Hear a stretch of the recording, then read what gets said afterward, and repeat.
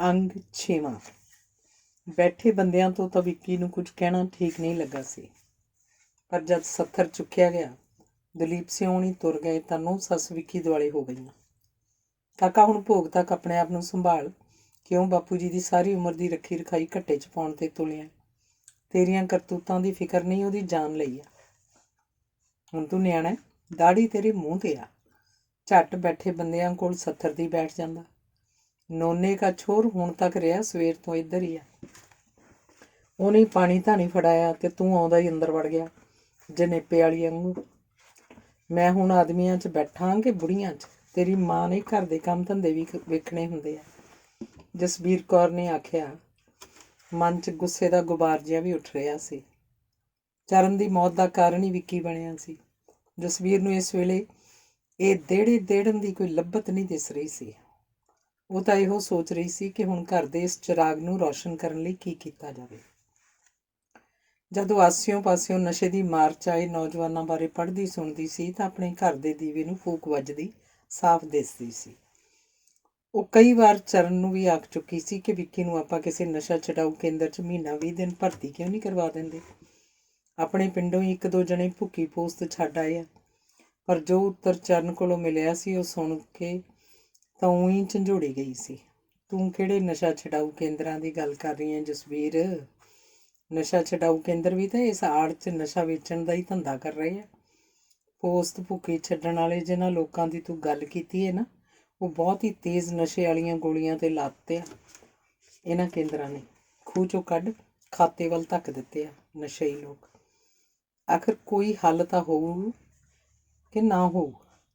ਹਾਂ, ਹੱਲ ਹੈ ਜੇ ਨਸ਼ਾ ਛੱਡਣ ਵਾਲਾ ਆਪ ਚਾਹਵੇ ਤਾਂ, ਕਿ ਜਿਹੜੀ ਦਲਦਲ 'ਚ ਮੈਂ ਫਸ ਚੁੱਕਿਆ ਉਸ 'ਚੋਂ ਨਿਕਲਣ ਦੀ ਕੋਸ਼ਿਸ਼ ਕਰਾਂ, ਅਤੇ ਇਸ ਕੋਸ਼ਿਸ਼ ਲਈ ਆਪਣੇ ਆਪ 'ਚ ਨਸ਼ੇੜੀ ਨੂੰ ਆਤਮ ਵਿਸ਼ਵਾਸ ਪੈਦਾ ਕਰਨਾ ਪੈਂਦਾ।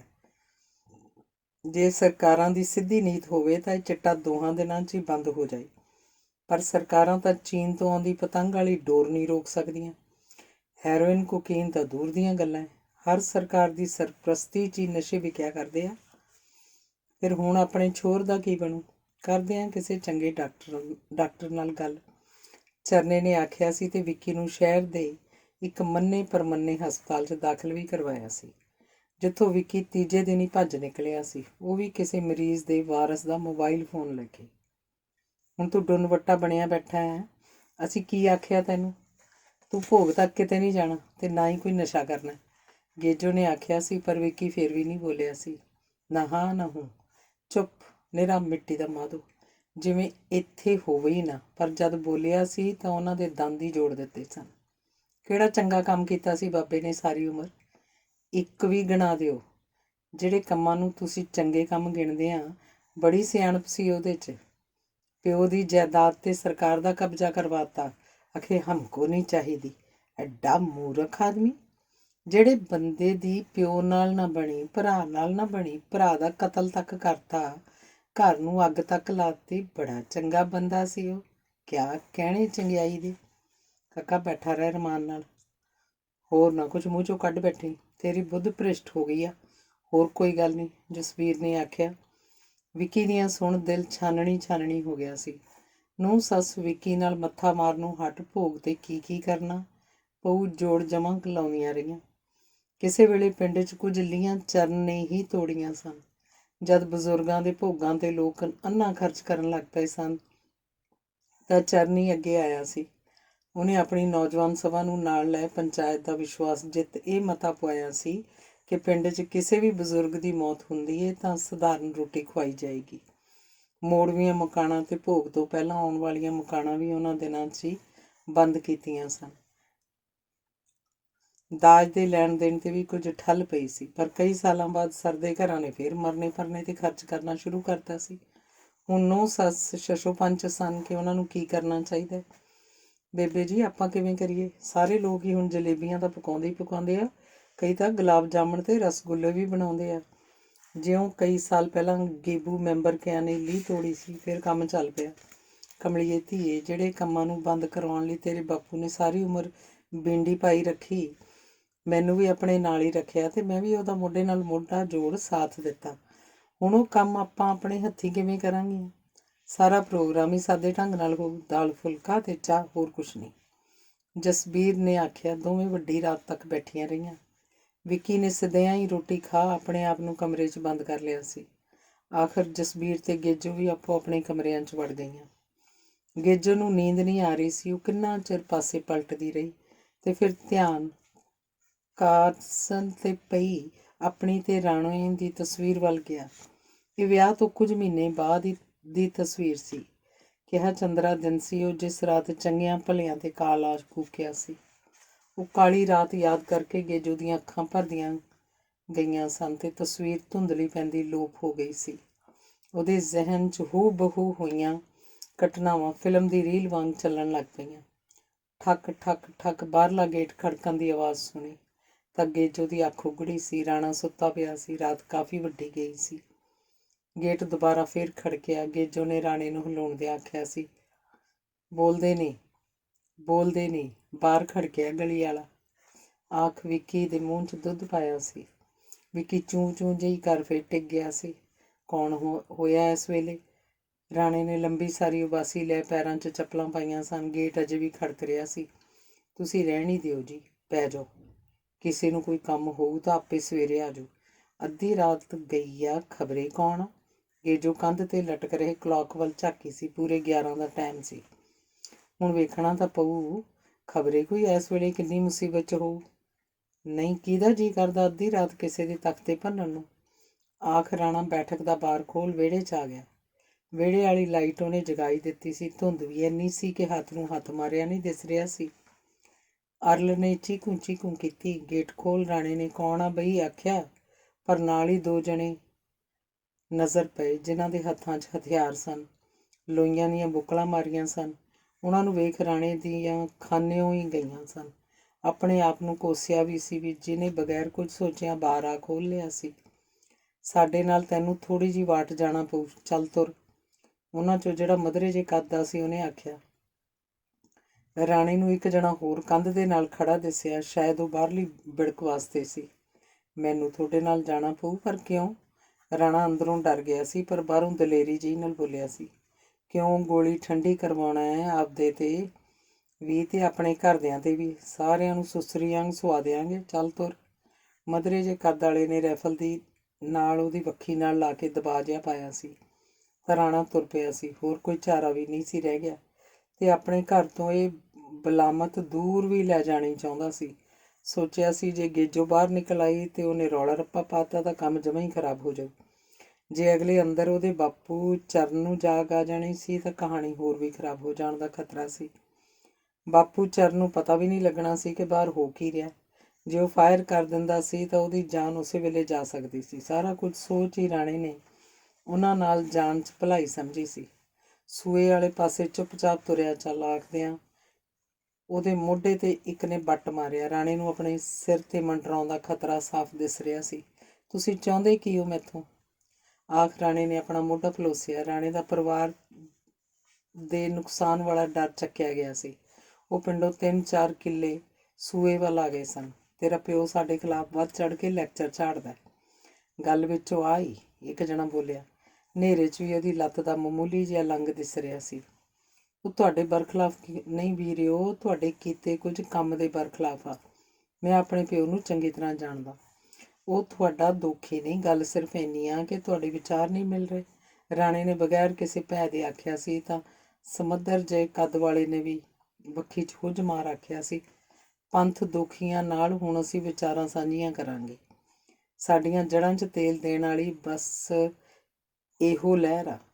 ਨਾ ਆਪ ਕੁਝ ਕੀਤਾ ਹੁਣ ਤੱਕ, ਨਾ ਸਾਨੂੰ ਕੁਝ ਕਰਨ ਦੇ ਰਹੇ ਆ ਸਰਕਾਰੀ ਕੁੱਤੇ। ਪਰ ਅੱਜ ਲੋਕ ਸਾਡੇ ਨਾਲ ਆ।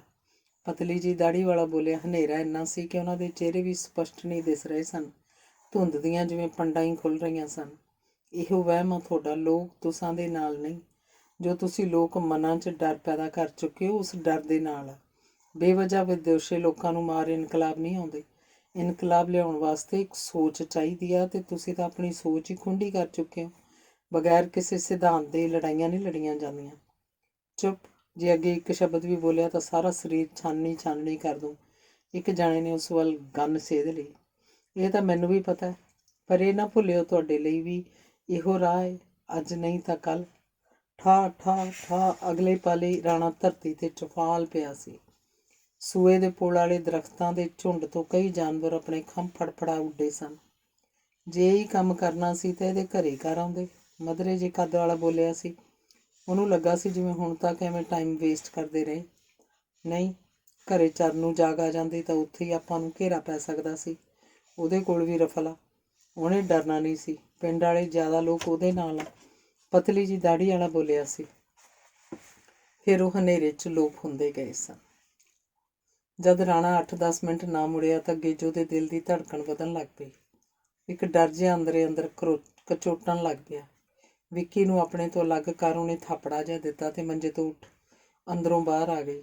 ਆਪਣੇ ਕੰਨਾਂ ਦੀ ਸਾਰੀ ਊਰਜਾ ਗੇਟ ਵੱਲ ਲਾ ਦਿੱਤੀ, ਪਰ ਬਗੈਰ ਹਨੇਰੇ ਦੇ ਕੁਝ ਵੀ ਦਿਸ ਨਹੀਂ ਸੀ ਰਿਹਾ। ਧੁੰਦ ਇੰਨੀ ਸੀ ਕਿ ਗੇਟ ਵੀ ਨਹੀਂ ਦਿਸਦਾ ਸੀ।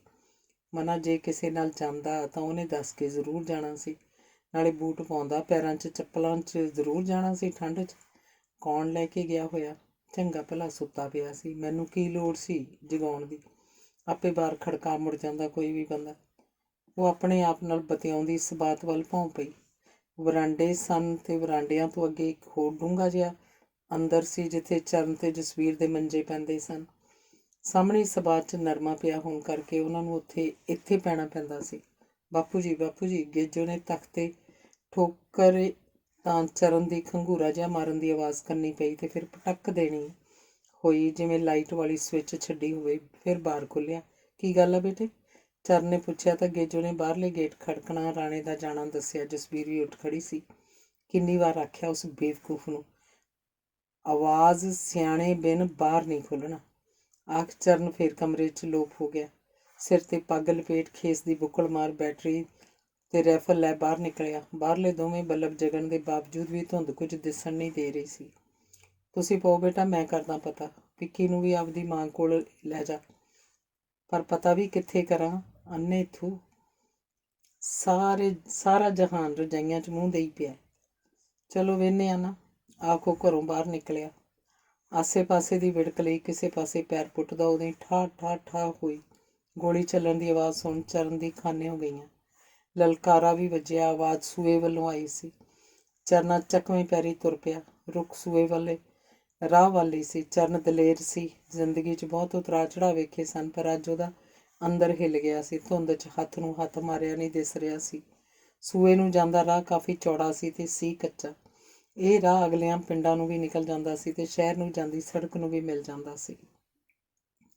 ਚਰਨ ਨੇ ਬੈਟਰੀ ਨਹੀਂ ਜਗਾਈ ਤੇ ਉਹ ਅੱਖਾਂ ਚੌੜੀਆਂ ਕਰ ਕਰ ਧੁੰਦ ਨੂੰ ਪਾੜਨ ਦੀ ਕੋਸ਼ਿਸ਼ ਕਰ ਰਿਹਾ ਸੀ, ਪਰ ਇੱਕ ਕਦਮ ਤੋਂ ਅੱਗੇ ਕੁਝ ਵੀ ਨਹੀਂ ਦਿਸ ਰਿਹਾ ਸੀ। ਉਹਨੇ ਆਪਣੀ ਸਾਰੀ ਊਰਜਾ ਇਕੱਠੀ ਕਰ ਆਪਣੀ ਸੁਣਨ ਸ਼ਕਤੀ ਤੇ ਲੈ ਆਂਦੀ। ਉਹਨੂੰ ਐਂ ਲੱਗਾ ਜਿਵੇਂ ਕੋਈ ਔਖੇ ਔਖੇ ਸਾਹ ਲੈ ਰਿਹਾ ਹੋਵੇ। ਚਰਨ ਨੇ ਬੈਟਰੀ ਜਗਾ ਆਸੇ ਪਾਸੇ ਜੇ ਮਾਰੀ ਤਾਂ ਉਹ ਪੁਲ ਦੇ ਜਮਾਂ ਹੀ ਨਜ਼ਦੀਕ ਸੀ। ਉਹਨੂੰ ਲੱਗਾ ਜਿਵੇਂ ਉਹਦੇ ਸੱਜੇ ਹੱਥ ਖਾਲ ਵਾਲੇ ਪਾਸੇ ਕੋਈ ਆਦਮੀ ਕਰਾ ਰਿਹਾ ਹੋਵੇ। ਚਰਨ ਨੇ ਉਹ 'ਤੇ ਕੇਂਦਰ ਬਿੰਦੂ ਕਰ ਰੌਸ਼ਨੀ ਮਾਰੀ ਤਾਂ ਨਾਲ ਹੀ ਚੀਕ ਨਿਕਲ ਗਈ, ਨਹੀਂ, ਇਹ ਨਹੀਂ ਹੋ ਸਕਦਾ। ਆਖ ਅੱਗੇ ਹੋਇਆ ਖਾਲ ਦੀ ਵੱਟ ਦੇ ਨਾਲ ਰਾਣਾ ਪਿਆ ਸੀ। ਉਹਦੇ ਆਲੇ ਦੁਆਲੇ ਖੂਨ ਦਾ ਛੱਪੜ ਲੱਗਾ ਹੋਇਆ ਸੀ। ਰਾਣੇ, ਰਾਣੇ ਪੁੱਤ। ਚਰਨ ਨੇ ਉਹਨੂੰ ਆਪਣੀ ਬੁੱਕਲ 'ਚ ਲੈਣ ਦੀ ਕੋਸ਼ਿਸ਼ ਕੀਤੀ। ਉਦੋਂ ਹੀ ਰਾਣੇ ਨੇ ਆਖਰੀ ਸਾਹ ਲਿਆ ਸੀ। ਚਰਨ ਨੇ ਉਹਨੂੰ 2-3 ਆਵਾਜ਼ਾਂ ਮਾਰ ਝੰਜੋੜਿਆ, ਪਰ ਰਾਣਾ ਕਿੱਥੇ ਸੀ? ਉਹਦੇ 3 ਗੋਲੀਆਂ ਲੱਗੀਆਂ ਸਨ। ਆਖਰੀ ਸਾਹ ਚਰਨ ਦੀ ਬੁੱਕਲ 'ਚ ਲਿਆ ਸੀ। ਇਹ ਵੀ ਇੱਕ ਕੁਦਰਤ ਦਾ ਕਰਿਸ਼ਮਾ ਹੀ ਸੀ। ਜਿਹੜੇ ਹੁਣ ਤੱਕ ਸਾਹ ਚੱਲ ਰਹੇ ਸਨ। ਸਿਰ ਤਾਂ ਭਰਾੜ ਹੋਇਆ ਪਿਆ ਸੀ। ਇੱਕ ਗੋਲੀ ਹਿੱਕ 'ਚ ਵੱਜੀ ਸੀ। ਚਰਨ ਨੇ ਆਪਣੇ ਆਪ ਨੂੰ ਮਜ਼ਬੂਤ ਕੀਤਾ। ਰਾਈਫਲ ਸੱਜੇ ਮੋਢੇ ਪਾਈ ਤੇ ਰਾਣੇ ਨੂੰ ਖੱਬੇ ਮੋਢੇ 'ਤੇ ਸੁੱਟਿਆ ਤੇ ਪਿੰਡ ਵੱਲ ਤੁਰ ਪਿਆ। ਹਨੇਰੀ ਰਾਤ, ਲੋਹੜਿਆਂ ਦੀ ਧੁੰਦ, ਮੋਢੇ 'ਤੇ ਪੁੱਤ ਦੀ ਲਾਸ਼। ਉਹਦਾ ਜੀਅ ਕਰਦਾ ਸੀ ਕਿ ਇੰਨੀ ਉੱਚੀ ਧਾਹ ਮਾਰੇ, ਧਰਤੀ ਅਸਮਾਨ ਫਟ ਜਾਵੇ। ਇਹ ਦਿਨ ਵੇਖਣ ਦਾ ਤਾਂ ਜਿਵੇਂ ਸੁਪਨਾ ਵੀ ਨਹੀਂ ਲਿਆ ਸੀ, ਕਿਆਸ ਤੱਕ ਨਹੀਂ ਕੀਤਾ ਸੀ। ਉਹਨੂੰ ਆਪਣੀ ਜਾਨ ਦਾ ਧੋਖਾ ਤਾਂ ਸੀ। ਕਈ ਧਮਕੀ ਭਰੀਆਂ ਚਿੱਠੀਆਂ ਵੀ ਮਿਲੀਆਂ ਸਨ, ਪਰ ਉਹਨੇ ਪਰਵਾਹ ਨਹੀਂ ਕੀਤੀ ਸੀ।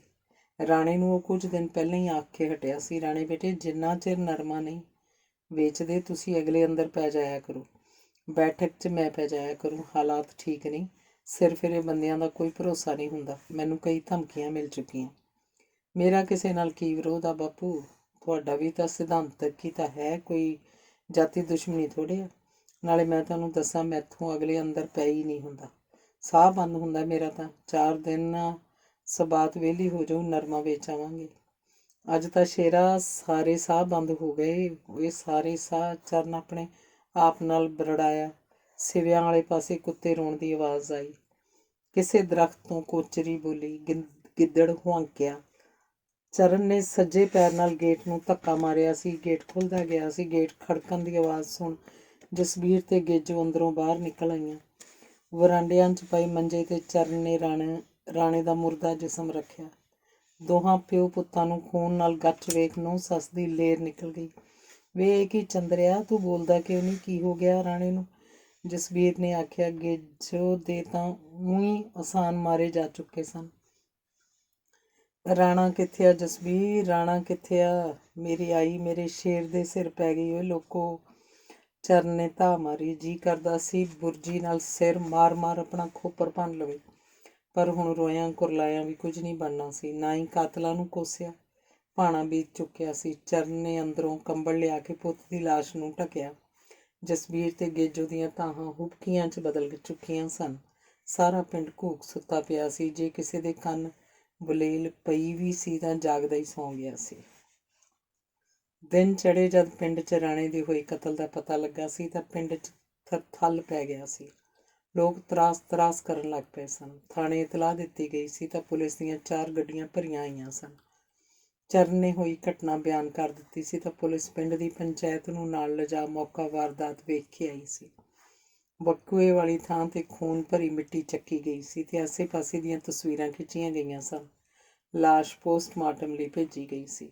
ਕਿੰਨੇ ਬੰਦੇ ਸਨ? ਚਰਨ ਸਿੰਘ ਮਾੜ ਮੋੜ ਕੋਈ ਇਲਮ? ਪੁਲਿਸ ਅਫਸਰ ਨੇ ਪੁੱਛਿਆ ਸੀ। ਕੋਈ ਪਤਾ ਨਹੀਂ ਜਨਾਬ। ਬਾਹਰੋਂ ਬਾਰ ਖੜਕਣ ਤੇ ਹੀ ਰਾਣੇ ਨੇ ਖੋਲ੍ਹਿਆ ਸੀ।